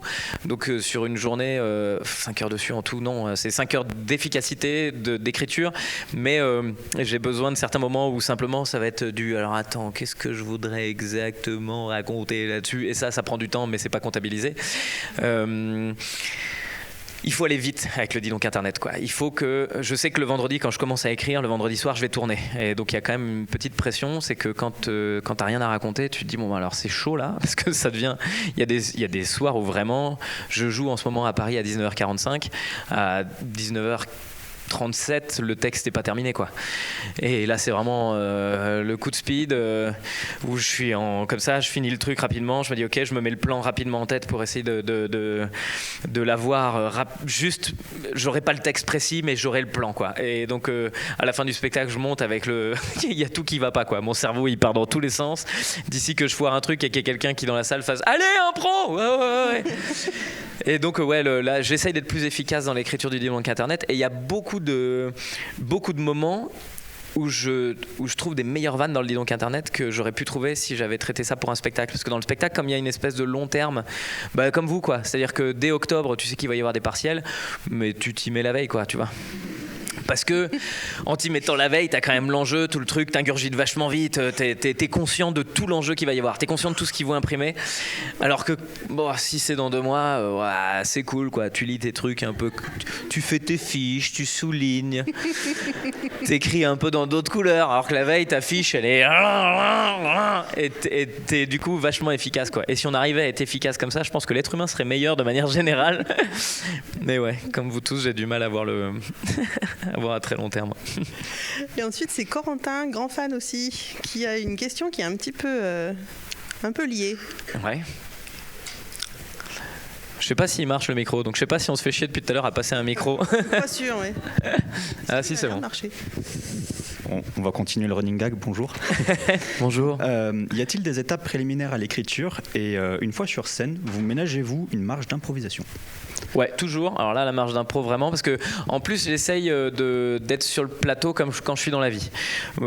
Pour moi, plus je réussis à faire oublier aux spectateurs que c'est un spectacle, mieux je me porte, quoi. Enfin, j'ai l'impression, il y a des artistes qui sont spectaculaires, qui aiment ce côté un peu le showman et tout ça. Moi, j'aime qu'on ait l'impression que je rentre dans ma salle de bain, quoi. Plus c'est simple, plus je pense que enfin, c'est en tout cas ce que j'aime. Moi, j'aime bien monter sur le plateau avec une simplicité totale. Et donc, je suis forcément obligé dans mon cerveau d'avoir la case normalité, entre guillemets. C'est-à-dire rester disponible comme dans la vie de tous les jours. C'est-à-dire que si tu as l'air d'être dans la vie de tous les jours sur le plateau et que quand il y a un truc qui se passe, tu l'ignores, bah, tu es en train de mentir, en fait. Tu vois, quand il y a quelqu'un qui part pisser ou quand il y a... je sais pas, j'avais joué à Toulouse il y a 2 ans et il pleuvait, des torrents dehors, et en fait la toiture commence à fuir et il y avait juste une goutte qui tombait toutes les 7 secondes, et je le sais que ça avait mis 7 secondes puisque je l'ai compté moi-même quand je voyais la goutte tomber, et à partir du moment où je vois le public qui commence à regarder la goutte et qui fait 2, 3. Et bah en fait les gens t'écoutent plus, quoi, donc t'es obligé de jouer avec, ou alors de mentir totalement. Mais moi j'aime pas ça. Je veux être ici et maintenant. Je veux pas être en pilote automatique. Donc forcément je me laisse le cerveau complètement ouvert, et puis je pense que c'est ça les meilleurs moments. Enfin, c'est quand t'as pas l'impression que le gars t'es pas en train de regarder un DVD, quoi, sinon il n'y a plus vraiment d'intérêt. Et je crois que j'ai répondu à une seule partie de ta question, mais la deuxième, la première, c'était y a-t-il des étapes préliminaires à l'écriture ? Ah ouais, à l'écriture, bah ouais, il y en a beaucoup. Moi, j'écoute énormément de podcasts pour m'ouvrir le cerveau le plus possible, essayer d'aller à l'encontre de ce que je pense. Alors là, c'est passionnant en ce moment. J'essaie d'écouter des podcasts de gens qui pensent pas pareil que moi. C'est un enfer. C'est un enfer, quoi. J'écoute tout sur Éric Zemmour, mon Dieu, mais... Bah ouais, mais du coup c'est génial parce qu'en fait, non mais c'est con, mais on est très souvent accusés d'être des bobos gauchos dans nos milieux, et puis dans les milieux évidemment universitaires aussi. Enfin, c'est-à-dire qu'on est des bien-pensants de manière générale, et pendant longtemps je me disais mais ouais, mais qu'est-ce qu'on s'en fout d'être bien-pensant ? Bien-pensant, c'est bien penser. Je trouve ça plutôt intéressant. Penser correctement, ça m'intéresse, quoi. Être mal-pensant, là pour le coup, je pense que c'est pas une bonne idée. Et je me suis dit bah ouais, mais mon pote va au-delà. Enfin, tu vois, s'il y a des gens qui sont d'accord, il va falloir aller dans... Donc j'ai pas envie d'écouter ces gens-là parler, j'ai pas envie d'écouter les stratégies de Marine Le Pen, ça ne m'intéresse vraiment fondamentalement pas. Et en réalité, ça fait 3 semaines que je m'ingurgite toutes les pensées du Front National, de tas de gens qui ont des idées comme ça, ou des auteurs d'extrême droite, etc. Et ça, pour le coup, c'est passionnant parce que déjà, je me forge une certitude, c'est-à-dire que je suis capable de savoir pourquoi je suis pas d'accord avec eux, et pas simplement non mais c'est de la merde, c'est des racistes. Ok, alors par où ils sont arrivés ? Comment ça se fait qu'aujourd'hui aujourd'hui tu as l'impression qu'ils pètent un plomb à chaque fois qu'il y a quelqu'un qui porte le voile. Comment ça se fait qu'ils en sont arrivés là? Et donc tu vois leur démarche et t'en arrives plus au simple fait de te dire c'est des monstres, t'en arrives au simple fait de te dire je suis pas d'accord avec eux. Et ça change tout, parce que ne pas être d'accord avec quelqu'un, c'est beaucoup plus envisageable de pouvoir montrer ton désaccord. C'est beaucoup plus envisageable à l'écriture de développer quelque chose où tu peux détruire leur pensée ou exposer pourquoi t'es pas d'accord. Alors que quand t'es juste dans le truc de bah en fait globalement les gens sont d'accord. Les spectateurs qui viennent me voir, si je leur dis qu'Éric Zemmour je suis pas d'accord avec ce qu'il dit, tout le monde va dire bah ouais c'est clair. Je joue devant des gens qui sont convaincus et qui ont la même ligne de pensée que moi. Mais ce qui m'intéresserait c'est de pouvoir jouer devant un congrès du Front National et qu'à la fin ils se disent ah putain c'est vrai que c'est pas con ce qu'il dit tu vois, et que là pour le coup on remette en question nos certitudes. Moi je crois qu'il y a rien de plus compliqué à gérer que la certitude, quoi, qu'elle soit du bon côté ou de la mauvaise ou du mauvais côté. Quand t'es du bon côté de la certitude, c'est très cool, tu le sais, et que enfin non, en fait tu le sais pas, c'est ça le problème, c'est que tu sais pas si t'es du bon côté ou du mauvais côté de la certitude, donc éteins là ta certitude. Et donc là j'ai beaucoup de travail d'extinction de certitude, beaucoup de travail alors je suis sûr que c'est ça, et bim. Par exemple j'ai un passage, vous le verrez ce soir sur les complotistes, ça a été un enfer pour moi de l'écrire, parce que le premier moment où j'ai décidé d'écrire sur les théories du complot, d'abord j'ai pris mon ordinateur et j'étais en mode alors comment on va se moquer, parce que quand même les mecs, la 5G dans le vaccin c'est quand même bien con, alors et puis au fur et à mesure de mon écriture et de mes recherches et de comment dire ça, il y a des moments où t'écris et puis tu te rends compte que tu te places comme un sachant, quoi, comme le maître, c'est-à-dire voilà pourquoi ils sont dans l'erreur. Bah si toi tu décides qu'eux sont dans l'erreur, il y a quelqu'un qui peut décider que toi t'es dans l'erreur. Je préfère décider moi-même que je suis dans l'erreur. Et donc du coup à force de remettre en question tout ça, je me suis rendu compte qu'en fait on était tous complotistes en fait. On est fait pour ça, quoi. Moi ça fait des plombes qu'on me dit que la Terre elle est ronde. En vrai, j'ai pas eu besoin de me renseigner pour en avoir la certitude. Tu vois ? C'est-à-dire que là vous êtes tous certains que la Terre est ronde, j'espère, parce qu'en plus on a eu des preuves dessus. Mais c'est intéressant d'aller au-delà de la preuve, au-delà du fait que tu le sais que la Terre est ronde. Tu le sais que la Terre elle est ronde, il y a des mecs en face qui disent bah ouais, mais moi je sais que la Terre elle est plate. Qui a raison? Alors toi tu vas chercher un peu plus, tu fais un machin, tu fais tes recherches, et là tu dis non, en fait c'est que je sais que la Terre elle est ronde pour telle et telle et telle raison. Donc je ne suis plus juste sûr de moi, en fait je te donne des faits. Et là c'est beaucoup plus intéressant d'avoir des faits que de la certitude. Parce que c'est bien qu'on lutte contre la certitude de manière générale. Parce que si on est certain que les femmes sont inférieures, pour revenir sur ça, comment sortir de ça, quoi? Et donc moi je suis certain que l'homme et la femme sont égaux, bah, c'est peut-être bien de remettre en question aussi mes certitudes, ça se trouve non. Hein. Alors je pense que ça a répondu à la question de Corentin qui va passer le micro à Étienne juste à côté. Bonsoir Étienne juste à côté. Bonsoir. Alors, quelle place réservez-vous à la gestuelle et à la forme, donc l'intonation ou le rythme? Cela fait-il l'objet d'un travail conscient ou est-ce spontané? Il y a un peu des deux. Il y a plein de fois, quand je disais tout à l'heure que je découvre mon travail et que je rigole, il y a souvent des fois où j'imagine ce que ça peut donner, j'imagine ce que je veux dire. Et d'ailleurs, ça a été vraiment un exercice génial pour moi de faire Dis donc Internet, parce que de se retrouver face caméra, j'ai réalisé ce que je donnais réellement. Et puis ce que tu es capable de donner aussi. C'est-à-dire que en faisant confiance à ton corps, il trouve des chemins lui-même. Et il se dit bah, c'est comme ça qu'il faut le dire. Et puis c'est comme ça que ça sort. Et puis en fait, il y a un truc derrière, il y a une sincérité qui pulse. Et puis tu vois le résultat et tu te dis putain, j'aurais adoré faire ça consciemment. J'aurais adoré avoir prévu ça. Et non, il y a des fois, ça sort de manière complètement inconsciente, quoi. Tu laisses ton corps décider, tu laisses. Et c'est vachement intéressant sur l'abandon, j'en parlais tout à l'heure de la théorie, du fait de passer de la théorie à la pratique. Il y a des fois, c'est des mauvaises surprises, comme je le disais, où t'échoues à la fin, et puis parce que t'étais persuadé d'être un génie, puis en fait tu l'es pas. Et il y a parfois aussi t'es persuadé de pas être capable. Il y a beaucoup de Dis donc Internet où franchement, j'arrive sur le plateau en me disant non mais là, ça va être, c'est la vidéo de trop, quoi. Là, les gens vont regarder ça et réaliser à quel point je suis nul, et ils vont avoir la preuve sous leurs yeux que c'est une catastrophe, et en fait je le tourne, et puis en fait il est super le truc, et parfois c'est pas toi qui décides quoi, et t'en arrives vraiment à ce stade-là de te dire c'est pas moi qui décide quoi, moi je crée, je propose, les gens disposent et ils prennent ça comme ils veulent. Parfois ils le prennent très très bien, enfin quand ils le prennent, je dis pas c'est pas l'expression le prendre bien ou le prendre mal, c'est juste ils l'ingurgitent comme ils ont envie, et parfois faut laisser aussi la décision au spectateur quoi, de se dire ouais moi j'ai envie ça j'aime bien et ça j'aime pas, et donc nous n'anticipons pas à la place du spectateur de se dire est-ce qu'ils vont aimer ça, on s'en fout en fait, toi tu fais et puis tu vois, et s'ils aiment bien on garde, et s'ils aiment pas on enlève quoi, et du coup ça t'emmène vers cette liberté là qui fait que des moments laisser ton instinct avancer. Puis c'est ça aussi qui est très jouissif, hein. C'est, dans ce métier-là, c'est comme t'explores des incertitudes. Moi j'aime bien ça quoi. J'aimais pas avant, moi je suis très cartésien et j'aime bien que les choses soient très réglées. Et avec ce métier-là, j'ai appris à abandonner encore une fois mes certitudes, c'est-à-dire de persuader d'être pas capable ou persuader d'être capable, et puis se rendre compte que non en fait ça marche dans un sens ou dans l'autre quoi. Et ton corps il est capable de faire tes trucs. Ton cerveau, on est dans un état de survie parfois sur le plateau.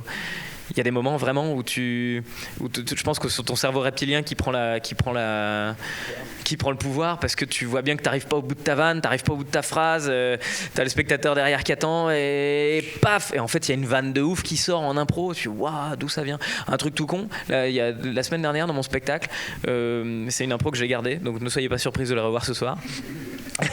C'est que je parle du fait que j'ai pas peur de la mort. Et pourquoi j'en ai pas peur de manière générale, c'est parce que au quotidien je suis bien dans ce que je fais, je suis heureux, et j'ai pas l'impression d'avoir gâché du temps qui m'a été offert dans ma vie, et donc je me dis globalement ça doit être pour ça que j'ai pas peur de la mort. Et puis en plus j'ai quand même 3 mecs à la maison, donc j'ai fait mon taf, il y a 6 paires de couilles, tout va bien quoi. Et ce soir-là je me rends compte que il y a pas 6 paires de couilles, il y a 6 couilles, hein, donc ça fait 3 paires. Et je vois le public en face qui ne réagit pas, juste qui font tu vois, où tu sens qu'il y a une tension, et je me dis d'où ça vient le choc. Ah ouais, c'est pas qu'il y a 6 paires, c'est qu'il y a 3 paires. Et puis en fait je parle de mon fils, mon grand-fils qui louche d'un œil, et donc je pars en impro sur le fait que en fait c'est mon grand-fils qui les a comptés, qui était comme ça, et donc ça fait 6 paires, tout va bien. Et mon deuxième fils, lui qui est daltonien, qui les regarde et qui fait en fait elles sont vertes. Et donc du coup ce rire là vient de effectivement cette question de survie, où tu te dis à l'écoute il y a un truc qui vient de choquer là, je viens de sortir quelque chose qui n'était pas prévu, et le public ne l'a pas interprété comme je pensais, donc qu'est-ce qui a merdé. Alors là ton cerveau il pense à 360, parce qu'il pense à la suite, il pense à l'avant, il essaie de calculer ce qui a merdé, soit la vanne est mauvaise, soit elle a été mal exprimée, et puis ensuite il faut sauver il faut sauver le truc raté. Et là ouais ton cerveau il pense à, j'ai l'impression d'être c'est quoi, c'est Intel, les processeurs d'ordinateurs où tu sais il y a plusieurs cœurs qui cogitent en même temps, et t'es souvent surpris de ce que ton cerveau est capable de faire. Ça c'est vraiment impressionnant quoi. Tu fais putain je suis vachement intelligent. Et tu te rends compte que t'es pas capable de le faire quand t'es pas sur le plateau. Ça c'est ça aussi, c'est que je découvre le résultat du truc et je me dis des fois putain mais je suis capable de faire des trucs. Alors c'est pas moi, hein, c'est mon cerveau, c'est l'architecture de mon truc qui fait que ça sort, mais j'imaginais pas être capable quoi. Comme tant que t'as pas sauté en parachute, tu penses pas que t'es capable de le faire. Tant que t'as pas passé tes examens, tu penses que t'es médiocre. Tant que t'as pas, enfin tu vois, il y a plein de trucs que tu penses que t'es pas capable de faire quoi. Et peut-être que t'es pas capable, hein, mais si tu le fais pas, c'était Maître Yoda qui disait ça, n'essaye pas. Il y avait au moment de l'entraînement de Skywalker qui lui dit je vais essayer de faire ça, et Maître Yoda lui dit n'essaye pas, fais-le ou ne le fais pas, il n'y a pas d'essai. Et je trouve ça génial, fais-le ou le fais pas quoi, mais à partir du moment où tu commences à essayer, en fait c'est que tu vas le faire à moitié. Je fais des très longues phrases, je n'ai aucune idée si je réponds correctement et si ça a un intérêt quelconque pour tout le monde, vraiment. Mais j'essaye. Avant qu'on aborde la dernière thématique sur laquelle on voulait te poser les questions, tu as parlé de certitude et on voulait te parler de lassitude. Ouais. Alors pas sur les, dis donc internet, mais sur les spectacles. Non, mais globalement, comme nous, hein, quand on est prof, voilà, au bout de on se fait chier, non mais. Ouais, voilà. Répéter 15 fois le même cours. Voilà. Oh là là. Alors, Est-ce que tu as quand même parfois, au bout d'un moment de répétition de spectacle, une certaine lassitude qui s'installe et comment tu fais pour... Ouais, faut lutter contre sans arrêt. Et comment tu fais? Est-ce que tu retravailles le spectacle? Est-ce que tu... En fait, il y a plein de solutions. Mais d'abord, la lassitude, je pense qu'elle fait vraiment partie des enjeux qu'on ne maîtrise pas, quoi. Moi, combien il y a de gens qui viennent me voir en soirée et qui disent « Ah, moi, j'aimerais bien être humoriste et j'ai déjà fait un sketch. » Ouais, mais en fait, c'est super, mais tu as fait le premier... Tu t'imagines même pas ce que c'est que... Moi, je joue 5 à 6 fois par semaine, quoi. Tu n'imagines pas ce que c'est qu'effectivement répéter tous les soirs, trouver la vérité, trouver le truc. Sinon, on peut tous être humoristes. Moi, j'en suis persuadé, ça, pour le coup. Si vous êtes passionné, que vous avez envie, vous pouvez faire tout ce que vous avez envie de faire. Ça, clairement, je pense qu'il n'y a aucune limite dans ton... À part les propres limites que tu t'es mises, je pense que tu es capable de tout faire si ça t'intéresse et que tu te laisses t'y intéresser, que tu te laisses te baigner dans la passion potentielle que ça va déclencher chez toi, tu es vraiment capable de tout faire. Mais dans l'humour, il y a des gens qui sont pas passionnés par les bonnes choses. C'est-à-dire que j'ai croisé beaucoup d'humoristes passionnés par la réussite, simplement par l'image que ça donne de toi, par la classe, par la possibilité d'être connu, et c'est des mauvais combats parce que c'est des combats qui tiennent pas le coup, quoi. C'est-à-dire qu'au bout de 2 semaines où tu joues ton spectacle tous les soirs, tu te rends compte qu'en fait t'es pas connu là principalement. C'est pas ça ton enjeu. Ton enjeu, c'est effectivement d'être là, de faire le boulot correctement, de résister à 1000 choses, de résister à l'angoisse de passer à côté un soir, de résister à la difficulté de confronter tes idées à des gens qui sont pas forcément d'accord et puis même de confronter ta création à la potentielle réaction négative du public, quoi. Et ça, c'est des trucs que tu t'imagines pas du tout. Quand tu te dis je vais être humoriste, tu vois que ça trace, que tu es une star et que tu es très connu. Et là, tu résisteras pas longtemps, quoi. Il faut être passionné par l'artisanat, quoi. Après, je vais pas parler pour mes collègues, mais moi, en tout cas, c'est ça qui me passionne, c'est l'artisanat, c'est la réussite du projet, pas la réussite personnelle. Bien que je sois très content et bien dans ma peau, tu vois, mais c'est pas c'est pas l'objectif d'être grand, beau, fort et d'être très identifié et que tout le monde m'applaudisse dans la rue. C'est vraiment le truc qui m'intéresse le moins possible de toute ma carrière, quoi. Ce qui me passionne, c'est l'artisanat, quoi. C'est me lever le matin, écrire des blagues, les distribuer et que les gens rigolent, quoi. Et là, pour le coup, c'est intéressant. Et effectivement, la répétition, quoi. Tous les jours, jouer. Moi, j'avais entendu parler d'Elysée Moon au tout début de ma carrière, je connaissais, mais le mec qui a aucune notion de ce qui se passe quand même. Et il est humoriste alors. Et donc c'est un des mecs, moi, qui me faisait beaucoup rire. Et quand j'ai commencé à faire ce métier, j'ai eu 2-3 tournées où il avait joué à une certaine période de sa carrière et où les gens me disaient, en fait lui, c'est très réglé. Il fallait qu'il mange des pâtes à 18h30, certains types de pâtes, puis avec telle sauce de telle marque, et puis qu'ensuite machin.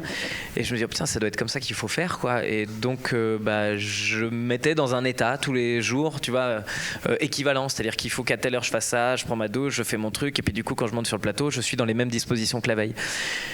Et puis en fait c'est de la merde. C'est une très mauvaise idée parce qu'en fait t'es réglé et tu fais les choses très précises. Et moi ma manière de lutter contre l'habitude, c'est qu'en fait tout change, quoi. Ce soir je vais jouer et puis avant je parle cet après-midi et j'arrive le plus tard possible au théâtre. Par exemple, quand je joue à 19h45, si je peux arriver à 19h40, c'est parfait. Dis donc Internet m'a énormément aidé aussi. Puisque je suis toujours dans un objectif de créer des nouveaux trucs, à chaque fois que j'en trouve, je suis très fier de moi. Et donc je regarde le spectacle en me disant putain, c'est vrai que c'est chouette, tu vois. Alors que quand tu le joues, tu t'habitues, tu perds la passion que tu as pour tes mots, tu perds la passion que tu as pour ce que tu as envie de distribuer et tu perds l'objectif. Tu dis tes mots, ça c'est bon, tu les as, tu les sais, tu les connais par cœur, mais du coup tu récites une poésie. Et en fait, les mots, c'est juste le support. Ce qui est important, c'est ton credo, c'est quoi ? Ah, tu vérifies. Ah, pardon. J'ai cru que c'était à moi que tu montrais ça. Alors moi j'étais là, oui, effectivement, les mots c'est le support. Et c'est bien ce que tu m'avais dit de dire. Hein. Mais j'avais entendu ça au début. Le texte n'est qu'un prétexte. Et moi je trouve ça génial. Effectivement, faut pas oublier que le texte c'est le véhicule, quoi. Ce qu'on a d'abord, c'est les idées. Donc si tu veux que tes idées elles pulsent, il faut que ton véhicule soit bien construit. Et c'est pour ça que la linguistique est intéressante, c'est qu'il faut réussir à utiliser les mots les plus pertinents. Parfois, ce seront des mots qui sont C'est tout simple, tout bête, tout nul, mais c'est ceux qui font que l'idée elle percute vite. Et parfois il faut des trucs construits parce qu'il va falloir éduquer le public en face et que juste utiliser le bon mot qui est celui où les gens doivent faire. Alors attends, ça veut dire quoi ? Ça va les mettre dans l'état de curiosité qui va les pousser à être encore plus à l'écoute pour le truc d'après parce que sinon ils vont se dire ah merde, je vais rater la vanne si je suis pas attentif là. Et donc garder cette fraîcheur, pour moi c'est en tout cas c'est ma solution quoi. Monter sur le plateau tous les soirs en étant exactement dans la lignée de ma journée. Alors il y a des fois je suis triste, des fois je suis heureux, il y a des fois, enfin je suis plus souvent heureux que triste, mais pareil quand ma grand-mère elle est morte et que je jouais le soir même, là tu vas avec ton sac à dos de tristesse sur le plateau, mais ton spectacle il se ressent d'une autre manière et malgré tout il est quand même là. Je pense que tu t'ennuies à partir du moment où tu vis la même heure tous les jours et le seul moyen de lutter contre c'est de pas vivre la même heure en fait, c'est de parler pour de vrai et d'être dans l'instant présent quoi. Mais ça demande un exercice psychologique. Et parfois encore je joue et je déteste ça. Putain, quand je sors de la salle et que j'ai l'impression d'être en pilote automatique, ça me dégoûte de moi-même. Je vous le dis, c'est les moments où je me hais quoi, où je me dis t'as fait ton boulot, c'est ça t'as fait ton boulot, c'est bien, t'as fait ton travail quoi. Écoute, va bosser chez Franprix si c'est ça ton objectif. Mais là t'es humoriste et le but c'est de vivre et même c'est notre devoir d'ailleurs. Et pareil en tant qu'enseignant, c'est notre devoir de distribuer quelque chose qui vient bien au-delà de notre travail quoi. Et je trouve ça dommage, on va revenir sur ce qu'on disait tout à l'heure, sur les échéances et les réussites, et ensuite le diplôme, et ensuite maintenant que je suis diplômé, il faut que je trouve un CDI, et quand en fait on passe notre temps à essayer d'être dans la peau de ce qu'on pense être, ce qu'on pense nous demander, enfin tu vois, on tape complètement à côté tout le temps, et c'est pour ça qu'on n'est pas un pays d'entrepreneurs en fait. On n'est pas un pays d'entrepreneurs parce que les gens rentrent dans les cases qu'ils s'imaginent devoir habiter parce qu'ils pensent que les gens leur demandent de rentrer dans ces cases-là. Et donc en fait on est sur un truc complètement, alors c'est peut-être la richesse de la langue française qui finit par faire ça, c'est qu'il y a tellement de circonvolutions possibles que le message il est pas clair et donc on essaie d'interpréter les langages des autres, mais je trouve que moi j'ai mis du temps à me sortir de cette case dans laquelle personne voulait me mettre. Tu vois, moi j'ai fait une terminale S, ensuite j'ai fait une année de pharma, j'ai fait des études quoi, et dans ces études-là l'objectif c'était de me dire un jour je serai humoriste, mais ça me semblait complètement décalé par rapport à ce que j'étais capable de faire. Mes profs me disent bah non, il faut que tu sois médecin puisque t'es bon en sciences. Mes parents me disaient bah ouais, mais alors du coup comme t'es bon en maths, ce serait bien aussi que t'ailles faire une école qui te permettra d'être ingénieur et puis de faire des trucs.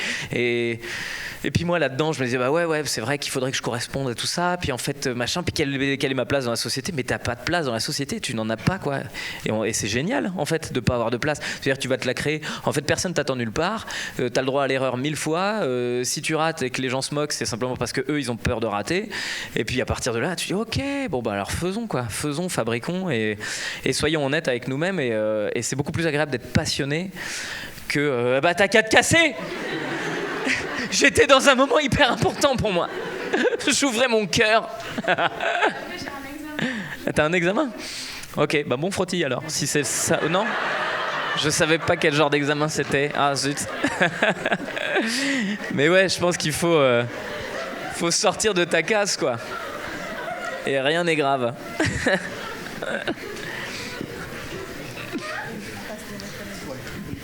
Tiens. Ah ouais, j'ai trop parlé ? Non. C'est vrai ? Parce que t'as dit on passe direct parce que l'autre il fait des phrases de 12 minutes. Et là tous vos élèves vont vous trouver passionnants. Ah ouais, non mais en fait le comique il est relou. Là au moins dans nos profs ils disent les bons mots quoi. Ils s'emmerdent pas. Non, c'est des redites en fait. Okay. C'est pour ça. Tu réponds déjà à l'avance aux questions qu'on se posait. On avait envie d'interroger l'humoriste rassembleur, l'humoriste fédérateur. Ah bah je vais chercher lui. Voilà. Et on se demandait à quel point pour toi être humoriste c'est interroger les limites, mais les limites de tout type, que ce soit des limites individuelles, sociétales, des limites linguistiques même parfois. Voilà, ou personnel. Ouais, moi, est-ce que ce sont des entraves pour toi à la création ou pas, ou s'il y a entrave, c'est qu'il faut y aller quoi. Moi je pense tout ce qui est interdit, il faut y aller. Enfin, c'est con, mais c'est vrai quoi. C'est-à-dire pourquoi c'est interdit ? Tu sais, il y a une expérience qui a été faite avec des singes. Bon, je vais encore partir loin avant de répondre à la question. Mais il y a genre une dizaine de singes qui sont dans une cage et ils ont des bananes tout en haut d'un truc et puis ils montent au truc et en fait l'escalier ou je sais plus quoi est électrifié et donc dès qu'ils veulent prendre une banane ils se prennent un coup de jus et puis ils descendent puis il y a un autre singe qui vient qui se prend un coup de jus puis il y a le troisième singe qui arrive et les deux autres singes font non on n'y touche pas et puis en fait ils ont enlevé deux des singes et puis ils en ont remis deux autres et puis les deux autres singes sont arrivés et l'autre singe a fait non faut pas y aller et puis en fait ils ont fini par et donc à la fin on se rend compte qu'il y a que des singes dans la cage qui sont jamais pris de coup de jus mais tous qui disent là les bananes là-haut faut pas les toucher et on a réussi à leur mettre dans la tête que c'était une espèce de d'aura magique de ces bananes-là intouchables et les singes se faisaient même frapper quoi, quand ils essayaient d'aller chercher les bananes. Non, c'est vraiment c'est impossible. Et donc je crois que notre plus-value par rapport aux singes, c'est j'arrive pas à voir ce qu'on a de mieux qu'eux. C'est d'avoir accès au cerveau quoi, et de les interroger les limites. Même notre devoir d'humoriste, c'est d'interroger ces limites-là, c'est d'aller au-delà de ce qu'on pense certains. Je parlais de la certitude tout à l'heure. Je pense qu'il y a rien de mieux pour rester dans ta petite case que tu t'es imaginé que les gens voulaient te mettre dedans. Putain, je ne saurais jamais faire cette phrase correctement. Hein. Déjà tout à l'heure, j'ai bugué. Mais donc t'imagines qu'il y a des gens qui veulent te mettre dans cette case-là, donc tu te dis bon bah c'est que ça doit être ma place. Tu te mets dans cette case-là et puis du coup tu n'essayes pas d'en sortir parce que tu confrontes pas les limites. Et résultat, tu vas être exactement l'être humain que t'as pas envie d'être, c'est-à-dire tout ce que tu regardais de tes parents ou de tes ancêtres ou des humains en général en te disant voilà c'est comme ça que je vais finir, puis je vais aller au travail, puis je vais être un esclave. Et tu vas rentrer dans cette case-là et tu vas jamais t'en sortir si tu questionnes pas l'au-delà quoi. Si tu vas pas derrière, si tu te demandes même pas pourquoi, comment ça se fait que cette limite existe. Moi ça me passionne parce qu'il y a des fois tu te rends compte, moi il y a combien de fois j'arrive dans un théâtre et juste il y a des tout petits trucs à la con, mais par exemple il y a semaine dernière je joue à Nice et enfin à côté Mandelieu la Napoule, tournée des villes presque et je monte sur le plateau, on fait les répètes et tout et je me dis putain mais le public il est à 4 mètres quoi. Comment ça, 4 mètres c'est quoi ce bordel, comment ça se fait, comment je vais moi me créer une véritable interaction avec des gens qui sont loin, ça me dérange quoi. Donc je vais voir l'équipe technique sur place et je leur dis moi j'aimerais bien qu'on trouve un moyen pour rapprocher le public et ils me disent non c'est question de sécurité, les portes elles sont là. Ok, donc les portes elles sont là, question de sécurité, très bien, mais du coup c'est quoi les normes de sécurité? Bah non mais la question de sécurité fait qu'on peut pas bouger les chaises quoi. D'accord, très bien, ça j'ai bien entendu, mais alors du coup moi j'aimerais bien savoir les normes de sécurité qui vous poussent à voir le truc quoi. Bah en fait il faut qu'il y ait 2 mètres entre la porte et le truc. D'accord, mais du coup les 2 mètres on les a dans ce sens là, mais là vous avez mis 4 mètres, pourquoi? Et bah parce qu'en fait il y a les escaliers qui sont sur les côtés et à partir du moment où il y a les escaliers, les gens quand ils vont sortir, si jamais il y a des incendies tout, est-ce qu'on peut enlever les escaliers qui sont sur les côtés et les trucs? Ah bah ouais, merci. Et donc du coup on a joué à 2 mètres, mais c'est d'abord le gars qui te dit non c'est pas possible, toi qui intègres que non c'est pas possible, mais si tu questionnes pas pourquoi, bah tu vas te retrouver avec des impossibilités permanentes. Et parfois il y a des gens ils te disent non c'est pas possible parce que ça leur casse les couilles quoi. Et c'est tout simple, non c'est pas possible. Ah d'accord, bon bah tant pis, non mais les gars il a dit que c'était pas possible quoi. Je me souviens quand j'avais 12 ans que je suis allé à la Fnac, j'avais eu une BD à Noël et je reviens avec ma BD et je la lis, j'ai 12 ans. Et elle a coûté 10 balles. Enfin, à l'époque, c'était en francs. Oh putain. Donc, c'est des anecdotes qu'il faudrait que je me calme avec. Bon, bref, je reviens à la Fnac avec ma BD puisque t'as 1 mois pour te faire échanger tout produit que t'as acheté à la Fnac. Donc, moi, j'y vais avec ma BD et puis je vais voir le gars pour dire bah voilà, je voudrais échanger ça. Il me dit mais vous l'avez lu? Je dis bah ouais. Il me dit bah donc on peut pas l'échanger. Je dis bah pourquoi? Il dit bah parce qu'en fait vous l'avez lu, donc du coup à partir du moment où c'est une BD vous comprenez bien que enfin sinon vous passez votre temps à acheter des BD, vous faire rembourser, racheter d'autres BD, vous faire rembourser. Je dis bah oui mais du coup parce que alors moi je regarde le truc et c'est écrit quand même qu'au bout de 30 jours on peut se faire rembourser une BD que enfin n'importe quel objet qui est à la Fnac, ça vient de la Fnac, oui. Bah donc je vais me faire rembourser la BD. Il dit ouais mais vous l'avez lu. Je dis ok bon d'accord, bah du coup je l'ai pas lu.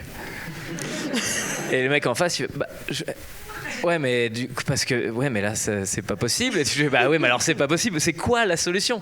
C'est un produit ou alors vous dites sauf les BD. Moi ça me va très bien, tu vois, il y a pas de problème, mais puis en plus c'est la simplicité du gamin de 12 ans qui dit bah non mais on m'a dit que je pouvais me faire rembourser, tu vois, c'est même pas méchant. Et là aujourd'hui je réalise bien le foutage de gueule, tu vois, je réalise bien que le mec qui prend ça il se dit mais il se fout de notre gueule donc et je comprends, mais moi juste en tant que mec qui voit qu'au bout de 30 jours tu peux te faire rembourser, bon bah je comprends même pas pourquoi pourquoi les gens passent pas leur vie à faire ça, de ramener une BD, d'en reprendre une autre. Enfin, tu vois, il y a une logique.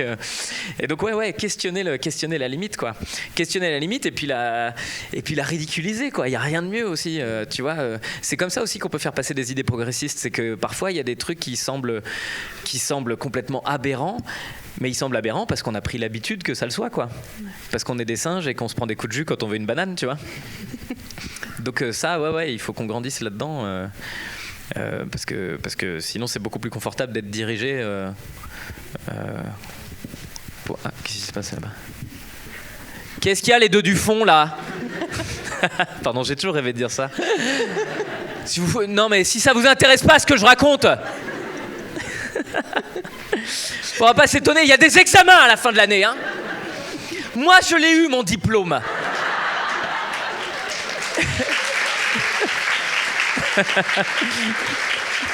On dirait nous. Ouais. Mais c'est pour vous qu'on fait ça. Moi, je m'en fous. Je l'ai eu, mon diplôme. Et donc, on va Attends, c'est écrit quoi là-haut ? Ah, Verino. Ah, mais c'est moi. On va passer la parole à Adam. Adam, coucou. Ah, c'est toi ? Ok. Oh, bah sinon, moi, je t'entends et puis je reprends le... Ouais. Bonjour encore. Oh, bonjour. Alors moi je voulais savoir où situez-vous la frontière entre humour et mauvais goût ou humour et méchanceté même. Je dirais que le mauvais goût c'est vraiment quand c'est de mauvais goût. Il y a les bons et les mauvais chasseurs. Non, je crois que partir c'est pareil, c'est une question qu'il faut questionner.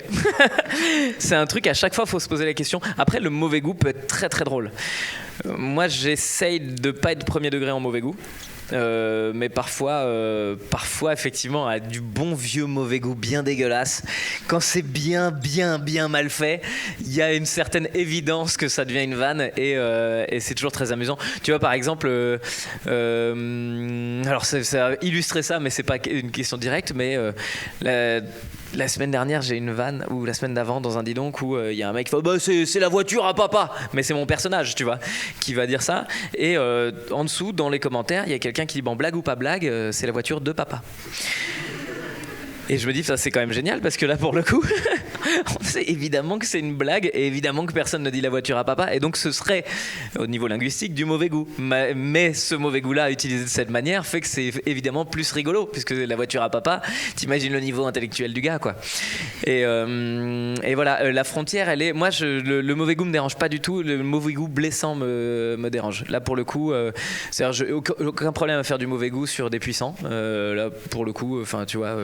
Je trouve juste c'est pas drôle, enfin c'est pas intéressant, ça fait pas avancer le truc, mais c'est pas dérangeant quoi. Tu fais du mauvais goût sur quelqu'un, sur une masse dominante. Tu fais du mauvais goût sur les dirigeants d'aujourd'hui, c'est pas un drame. Tu fais du mauvais goût sur les noirs, là pour moi il y a un vrai problème parce que du coup c'est une minorité qui souffre déjà. Et en fait c'est ça. Là pour le coup, je suis extrêmement attentif dans le mauvais goût sur des personnes ciblées. C'est pour ça que j'étais blessé quand j'ai raté visiblement ma blague sur Miss France parce que ça n'a pas été invincible. Et moi j'aime bien que ce soit invincible. J'aime bien que tu puisses pas dire j'ai mal compris le truc ou que tu puisses pas t'amuser. Et alors ça m'énerve de devoir derrière dire ah ça va. Ça m'énerve, j'ai pas envie d'être le tonton Gérard qui dit c'est bon quoi, on peut plus rire de rien. Moi j'aimerais bien être celui qui dit on peut rire de tout mais il faut que ce soit extrêmement bien fait quoi. Mais c'est moins dérangeant quand c'est mal fait et que ça cible quelqu'un qui a du pouvoir. Quand c'est mal fait et que ça cible quelqu'un qui souffre. Et que tout le monde en dessous fait on est d'accord. Là c'est dérangeant. Merci. Donc ensuite on a une question d'Anna. Juste ici. Putain, vous êtes flemmard, hein. Il suffisait de 6 personnes qui passaient le truc. Parce que Bérangère fait ça tellement bien. La pauvre Bérangère qui dit non mais là passez le micro les gars. Bonjour. Bonjour. Les tabous, le politiquement correct, sont-ils une entrave au choix des thématiques et aux manières de les aborder ? Eh ben, je pense que oui, inconsciemment. Et c'est pour ça que j'écoute autre chose que ce que je pense en ce moment. Parce qu'il y a des trucs, vraiment le politiquement correct, je me rends compte que je m'épanouis très bien dedans. Vraiment, je vis très bien. Je suis comme un poisson dans l'eau dans le politiquement correct, avec toujours ce truc comme la bien-pensance. Politiquement correct, je suis désolé, moi je trouve ça intéressant d'être correct, en fait, de parler correctement et puis de faire en sorte que de ne pas blesser, encore une fois. Et donc... le tabou et le politiquement correct, on peut en sortir seulement si on est très très éduqué sur les sujets et si, encore une fois, il y a un truc intéressant à en sortir. Ouais, c'est une entrave, il n'y a pas à dire. Enfin, t'es obligé d'être conscient quand même que tu dis quelque chose dans le monde. Donc moi, je suis pour la liberté de parole, c'est clair, mais vraiment, quand il y a des gens qui divisent, ça m'énerve, ça me saoule. Et pour autant, je comprends que ces gens qui divisent et qui vont au-delà des interdits, alors que je prône le fait de pouvoir sortir des interdits. Enfin, tu vois, on va revenir sur l'exemple de Zemmour, je trouve que c'est un bon exemple. C'est-à-dire que le mec, il va dire des choses avec lesquelles je suis pas d'accord, et en plus, il va repousser la limite de ce qu'on considère être possible de dire à la télé ou dans les médias. Donc je suis complètement d'accord avec la démarche de sortir de ce qu'il est possible de dire. Maintenant, ça me choque personnellement quand j'entends des discours avec lesquels je suis pas du tout d'accord. Je me dis mais comment ça peut avoir sa place ici? Alors que moi-même je prône le fait de dépasser les limites. Enfin, donc mon cerveau il bug. Faudrait en fait que tout le monde sorte des limites exactement de la même manière que moi. Comme ça là je serais d'accord. Et donc c'est quand même ça veut dire que je me prends pas pour de la merde. C'est-à-dire que je considère que je pense de la bonne manière. Et donc remettre en question sa pensée, c'est aussi accepter la pensée des autres et donc détabouiser tout, puisque le tabou finalement c'est juste une pensée collective qu'on a validée comme étant quelque chose de absolument fondé et d'immuable, quoi. Comme ça a été tabou pendant très longtemps de voir les mollets des jeunes filles, quoi. Et heureusement qu'on en est sorti de ce tabou là, selon moi. Enfin je préfère que les gens soient bien dans leur peau et puis qu'ils vivent comme ils ont envie de vivre, mais il fallait en sortir, quoi. Après, est-ce que je suis la bonne personne pour sortir de tous les tabous? Enfin tu vois, je fais mon maximum, mais je pense que c'est encore une fois une éducation tout le temps, une auto-éducation permanente, quoi. Donc c'est des entraves inconscientes, j'en suis persuadé, quoi. Je pense qu'il y a des tas d'endroits où tu t'auto-censures sans le faire exprès. Quand j'étais à la télé sur On ne demande qu'à en rire il y a 10 ans maintenant, je m'épanouissais pas du tout et j'ai mis du temps à comprendre pourquoi. Et en fait, je suis assez empathique dans la vie. Je me mets vite à la place des personnes avec qui j'interagis. Et dans cette émission de télé, c'était une émission de télé et donc les producteurs voulaient offrir un type de service, c'est-à-dire des blagues digestes pour que les publicitaires achètent des espaces publicitaires, parce que c'est comme ça que l'émission fonctionnait, c'est comme ça que la chaîne était contente d'avoir l'émission. Donc le producteur qui voulait prolonger son émission avait besoin de faire une émission qui ressemblait à tel truc. Et donc évidemment, moi, comprenant toute cette démarche-là, mes textes, je les écrivais pas avec la liberté que j'ai aujourd'hui sur YouTube, où je m'en bats les couilles. Sur YouTube, j'ai aucun problème. Si les publicitaires ils veulent pas mettre, enfin tu vois, j'ai plein de vidéos qui sont non monétisées sur Internet et donc qui me permettent pas de rentabiliser mon programme, parce que c'est tout bête, hein, mais c'est grâce à la publicité que je paye les gens avec qui je travaille. Il y a des trucs où je suis à perte, parce que quand je parle des talibans ou quand je parle de Zemmour ou quand je parle de... Enfin, il y a plein de sujets où Coca-Cola a pas envie d'avoir sa pub avant ma vidéo, quoi. Bon ouais, j'en ai rien à cirer, moi. Hein. Je suis libre et puis je fais ça autrement. Mais en tout cas, dans une émission de télé, j'avais naturellement tendance à me placer à la place du producteur qui a ses propres ambitions, et donc je pense que quelque part je m'auto-censurais, quoi. Et puis après aussi j'ai une sensibilité de mec assez à l'écoute, et donc je pense que inconsciemment j'ai certains tabous qui font que j'ai pas envie d'aller affronter certains sujets qui peuvent mettre mal à l'aise des gens, à tes souhaits. Et je pense que ouais, il doit y en avoir, quoi. Et donc j'essaie de lutter au quotidien pour sortir justement de ces limites-là que je me mets tout seul. Et je pense que j'y arrive pas. Mais j'essaie de progresser. N'essaye pas, fais-le ou ne le fais pas. Et ensuite, on a une question de Jordan. Bérangère. Alors du coup, bonjour encore une fois. Moi, ma question, c'était du coup, en rétrospective, quel conseil donneriez-vous aux jeunes Vérino ?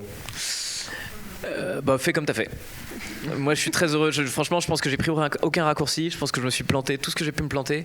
J'ai été, pour être totalement honnête, parfois jaloux de collègues qui avançaient plus vite. Notamment, il y a un truc marrant, mais quand je suis arrivé. Vous connaissez Baptiste Le Caplin ? Que je trouve hyper drôle, c'est un bon copain. Quand il est arrivé, ça faisait peut-être 1 an que je montais sur scène, moi. Et on avait exactement la même manière de traiter les sujets. Et donc, j'ai plein de professionnels qui sont venus me voir en me disant « T'as pas vu le nouveau gars, là ? Putain, c'est vraiment le même style, le même truc et tout. » Et je me suis dit « Putain, ok, bon, bah merde alors. Il y a un gars on est sur le même créneau, quoi. Va falloir aller vite, quoi. » Et je vais voir ce qu'il fait. Et en plus, on s'entend bien. Évidemment, on a une sensibilité qui est assez proche, en tout cas à ce moment-là. Et puis Baptiste explose, quoi. Mais c'est-à-dire qu'il pète tout, il passe au cinéma, il joue 20 dates au Bataclan pendant que moi je suis dans ma salle de 50 places. Et je viens de me faire voler ma carrière. C'est-à-dire que le gars, il est arrivé, on avait exactement la même sensibilité, la même manière de traiter les trucs, et pouf, il a pris toute la place j'ai vu ma carrière s'envoler comme ça, et je l'ai vu partir, et je me putain, quel dommage. Et donc le jeune Verino, là, pour le coup, il a eu, ça lui a créé plein d'angoisse, parce que tu dis, bah putain, j'ai pas été dans le timing, quoi, j'ai pas été assez fort, parce qu'en vrai, d'abord sur le moment, tu te dis, alors attends, c'est quoi, qu'est-ce qui s'est passé, pourquoi lui et pas moi, comment ça se fait qu'il a été plus intéressant. Je pense qu'en vrai il était meilleur, en fait, avec le recul, réellement, et j'ai mis du temps à l'accepter aussi, de me dire mais il était meilleur que moi sur ce créneau, en fait. C'est pour ça qu'il a pris toute la place, c'est pas parce qu'on était tous les deux sur le même créneau et qu'il a eu du bol, c'est qu'en fait il était réellement meilleur que moi sur ce créneau là, qui était de l'humour absolument quotidien, tu vois, c'est très peu social ce qu'il fait Baptiste. Et ben en fait ça m'a moi amené à faire de nouvelles découvertes, à aller dans d'autres manières de créer, et je crois que sans toutes ces expériences là, jamais je serais allé sur YouTube. Si j'étais pas allé me planter à la télé, me planter, c'est un grand mot, mais je veux dire, si je m'étais pas amusé dans l'émission de télé de Ruquier, j'avais pas, quand j'ai fait cette analyse dont je viens de parler, où je me rendais compte que je m'adaptais à ce qu'on me demandait, je me suis dit, en fait, la seule manière, c'est de ne pas m'adapter, donc c'est d'aller à un endroit où je dépends de personne. Baptiste, cet épisode-là m'a fait me dire, mais en fait, est-ce que c'était réellement toi ? Puisque au-delà de tout, s'il y a un mec qui a exactement ton style et qui explose, c'est pas normal qu'on soit à deux sur le même truc. Ça veut dire que c'était pas exactement ce que tu as envie de faire, c'était pas exactement totalement juste, ou alors c'est lui qui était à côté. Mais en tout cas, il y a quelque chose qui sonne pas, quoi. De la même manière que quand il y a deux humoristes qui ont la même vanne, soit il y en a un qui l'a piqué, soit et c'est beaucoup plus rare que ce qu'on pense. Il y a vraiment, il y a évidemment Copy Comique qui est passé par là, mais je crois que grosso modo, en tout cas, les humoristes avec lesquels je passe mes vies, mes journées, c'est vraiment que des gens très, très sympas avec qui on se file des vannes plutôt que de s'en piquer. Et quand on a des doutes, on s'appelle. Moi, il y a plein de potes où j'ai entendu, Pierre-M Barré, avec qui on a une vanne en commun, et on s'est vu avant-hier. J'ai même oublié de lui en parler tellement je sais que évidemment il me l'a pas piqué et que moi, il sait évidemment que je lui ai pas piqué. Enfin voilà, ça se fait très très simplement, mais il y a des fois on a des sujets en commun et c'est juste nos cerveaux qui fonctionnent de la même manière. Bref, parenthèse fermée, mais tout ça pour dire qu'effectivement il y a plein d'étapes que je suis content de ne pas avoir grillées. Je pense que je sais pas si je suis au sommet de ma carrière ou pas, tu vois, j'ai pas l'impression, mais quelque part je suis au sommet de ma carrière depuis 15 ans que je fais ce métier, quoi. C'est-à-dire que je referais tout, mais tout de la même manière, et même les moments où j'en ai chié, même les moments où j'étais triste, même les moments où j'ai trouvé ça injuste, même les moments où ça a été violent, en fait là, aujourd'hui j'ai plus peur de rien parce que je me suis effondré sur chaque moment où j'ai eu l'occasion de le faire. C'est-à-dire chaque erreur à faire je l'ai faite, quoi. Chaque mur à se prendre je me le suis pris, chaque parole ridicule à avoir je l'ai eu, chaque doute j'ai été obligé d'y répondre par la force des choses, donc au final aujourd'hui chaque truc que je fais je me dis ouais, j'ai à peu près vécu tout ce qu'il fallait vivre, donc j'ai plus peur aussi, parce qu'il y a des trucs qui sont très effrayants. C'est-à-dire quand je vois Baptiste exploser, j'ai une forme de jalousie, en même temps il y a Kev Adams qui arrivait qui pétait tout, en même temps il y avait Max Boublil pareil qui a fait un buzz en 3 semaines, et donc j'avais énormément de copains comme ça qui commençaient à tous exploser et moi j'étais sur le trottoir comme ça, vous me dites s'il y a de la place là-haut, et pour l'instant j'attends, quoi. Et il y a eu une micro-forme de jalousie de ces gens-là qui explosaient tout, et en même temps une conscience que j'étais pas capable de gérer ces carrières-là. J'aurais été jamais capable de. Je pense que psychologiquement, je dois avoir besoin de mériter ce que j'ai, et ce qui énerve beaucoup mes producteurs. Je leur dis non, on va mettre le pied sur chaque marche, quoi. Moi, j'ai besoin de ça. En fait, j'ai besoin de pas être une arnaque. J'ai besoin que quand les gens viennent dans la salle, ce soit des gens qui m'apprécient, pas des gens qui me connaissent. Tu vois, la différence, elle est fondamentale, parce que quand tu passes à la télé tout le temps, les gens ils vont voir un mec connu. connu. Moi, je passe pas à la télé, donc les gens qui viennent, c'est des gens qui me suivent parce qu'ils connaissent mon travail. Puisque le seul moyen de me connaître, c'est de connaître mon travail. Il n'y a rien d'autre en dehors de mes blagues qui circulent sur Internet. Il n'y a pas de il est connu, il n'y a pas de il est sympa, il n'y a pas. Non, c'est chaque semaine j'écris des trucs. Quand c'est pas drôle, les gens achètent moins des places. Et quand c'est drôle, ils achètent plus des places. Donc il y a une immédiateté que je chéris et que j'aime de tout mon cœur. Et elle est due à plein d'échecs avant, elle est due à plein de trucs qui m'ont frustré, mais Dieu merci, quoi. Heureusement que j'ai vécu tout ça et que parce que ça fait qu'aujourd'hui je suis bien dans mes baskets, quoi. Voilà. Et pour terminer, on a une question de Justine. Du coup, bonjour. Bonjour. Everino, vous avez encore 5 minutes. Du coup, qu'avez-vous pensé de cette expérience et avez-vous des questions pour nous ? Ouais. D'abord, cette expérience, elle me parlait de moi-même. Franchement, ça me plaît beaucoup. J'adore ça. De ouf. Je peux parler de ma mère, ça vous dérange pas ? 5 minutes. Non mais j'adore ce métier-là, et quand il y a des gens qui croient comment dire ça, qui croient que ça peut être intéressant, je suis content d'y aller. Souvent après ils se disent ça, et vraiment ils bavardent, quoi. Ils bavardent. En plus ça part de là, ça revient ici, ça repart derrière, à tes souhaits. J'ai vraiment et j'aime bien, j'adore. Enfin, je suis vraiment passionné par ce que je fais, et je pense. On parlait tout à l'heure de ma femme rapidement, et quand je vous ai dit que ça faisait 22 ans, j'ai vu des regards de oh bah dis donc. En fait c'est pas pour rien que ça fait 22 ans qu'on est ensemble, c'est que ma femme est quelqu'un de passionné et je suis quelqu'un de passionné. Et donc tous les jours je vis avec quelqu'un de passionné, quoi. Et donc forcément je suis aspiré par ses passions, elle fait de la prod, et donc elle est passionnée par les mêmes choses que moi aussi. Mais je veux dire, on travaille ensemble à 24, hein. C'est vraiment, on est le couple. Ce qui est génial d'ailleurs, parce que comme on a des enfants, on n'aurait pas le temps de se voir le reste du temps. Donc vraiment, au boulot, on se voit. Et donc, être au contact de quelqu'un qui est passionné par ce qu'il fait, mais c'est jouissif. Et donc j'essaye, moi, de diffuser ma passion, quoi. Parce que quand j'entends Alexandre Astier s'exprimer, je sais pas comment vous le vivez vous, mais moi à chaque fois que je le regarde et que je vois ce qu'il dit, je me dis ah voilà, c'est lui que j'ai envie d'être. J'ai envie de réfléchir, j'ai envie, tu vois, j'admire tous les gens qui sont vraiment la passion. Quand t'es passionné par un truc, j'ai presque envie de dire c'est ton devoir de diffuser ta passion, parce que et surtout aux générations qui arrivent, comme tu disais, quel conseil t'as ? En fait, passionne-toi, quoi. Passionne-toi, trouve le truc. Si ce que tu fais en ce moment, ça te passionne pas, casse-toi. Mais barrez-vous, quoi. Vraiment, je le dis, mais barrez-vous.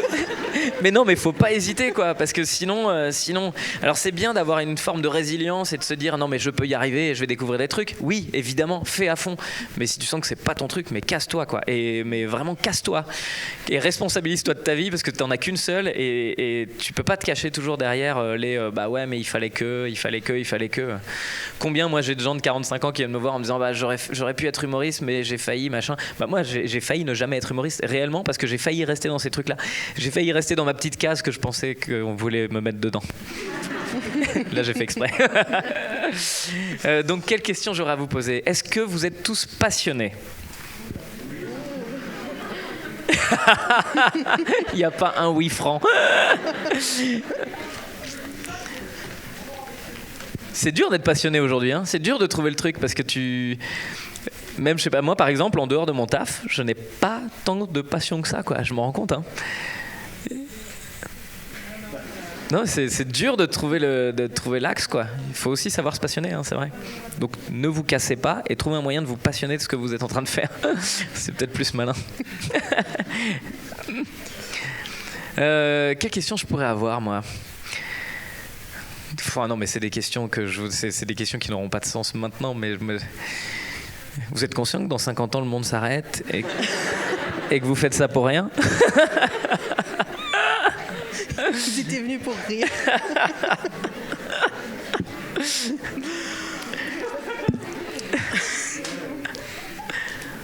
Non, c'est des questions. C'est vrai que je sais pas quoi. Est-ce qu'ils sont bons, vos profs ? Attention, hein. Le CC, c'est la semaine prochaine, hein. En vrai, si je suis là, franchement, c'est que quelque part, ils sont pas mauvais, hein. Ouais, quand même, hein. Faut avoir une démarche, hein. Faut savoir, c'est des métiers hyper compliqués, quand même. Ça, c'est vrai que Parce qu'en tant qu'étudiant, moi je me mettais pas à la place des profs, quoi. J'avais toujours cette espèce de consommation. En plus, on est dans un monde dans lequel on consomme beaucoup, tu vois, quand t'as 18-20 ans, tout est fait pour que tout soit simple.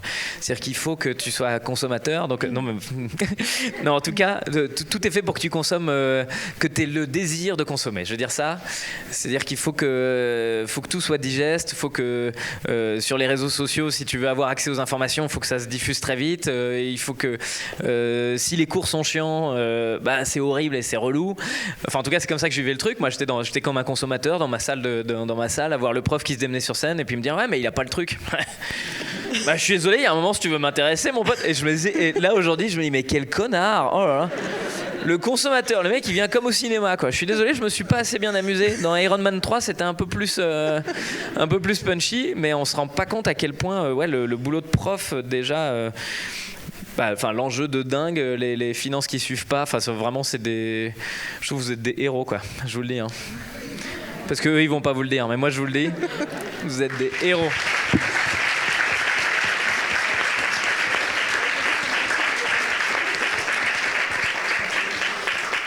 Je l'ai bien dit comme il fallait ou pas? Parce que tu m'avais dit de... C'était là, ok. Le chèque, c'est sur le compte. Ouais, le compte en Suisse surtout, c'est très important. Malheureusement, je crois qu'on arrive à la fin de cette séance. On va devoir rendre la salle. Il est quelle heure? Ah ouais. Et puis j'ai un spectacle quelque part, quoi. Merci à tous d'être venus. Un immense merci encore une fois à toi. Vraiment, merci à vous pour votre patience, hein, parce que...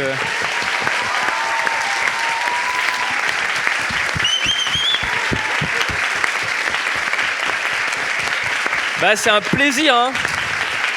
Et puis merci à vous deux d'avoir organisé ça. Là, pour le coup, c'est toujours... je trouve que c'est super, quoi. Moi, je savais pas quand j'étais étudiant. C'est le côté positif des réseaux, c'est pour le coup, les gens sont contactables, et puis du coup, ça peut se faire, quoi. Donc merci à vous de votre patience aussi, parce que vraiment, je sais que j'ai fait des phrases, des fois, vous savez pas où je voulais en venir. Mais vous m'avez laissé aller dans ces phrases-là, en sachant que j'allais dire j'ai oublié le début de la question, et ça, vous avez eu cette patience-là.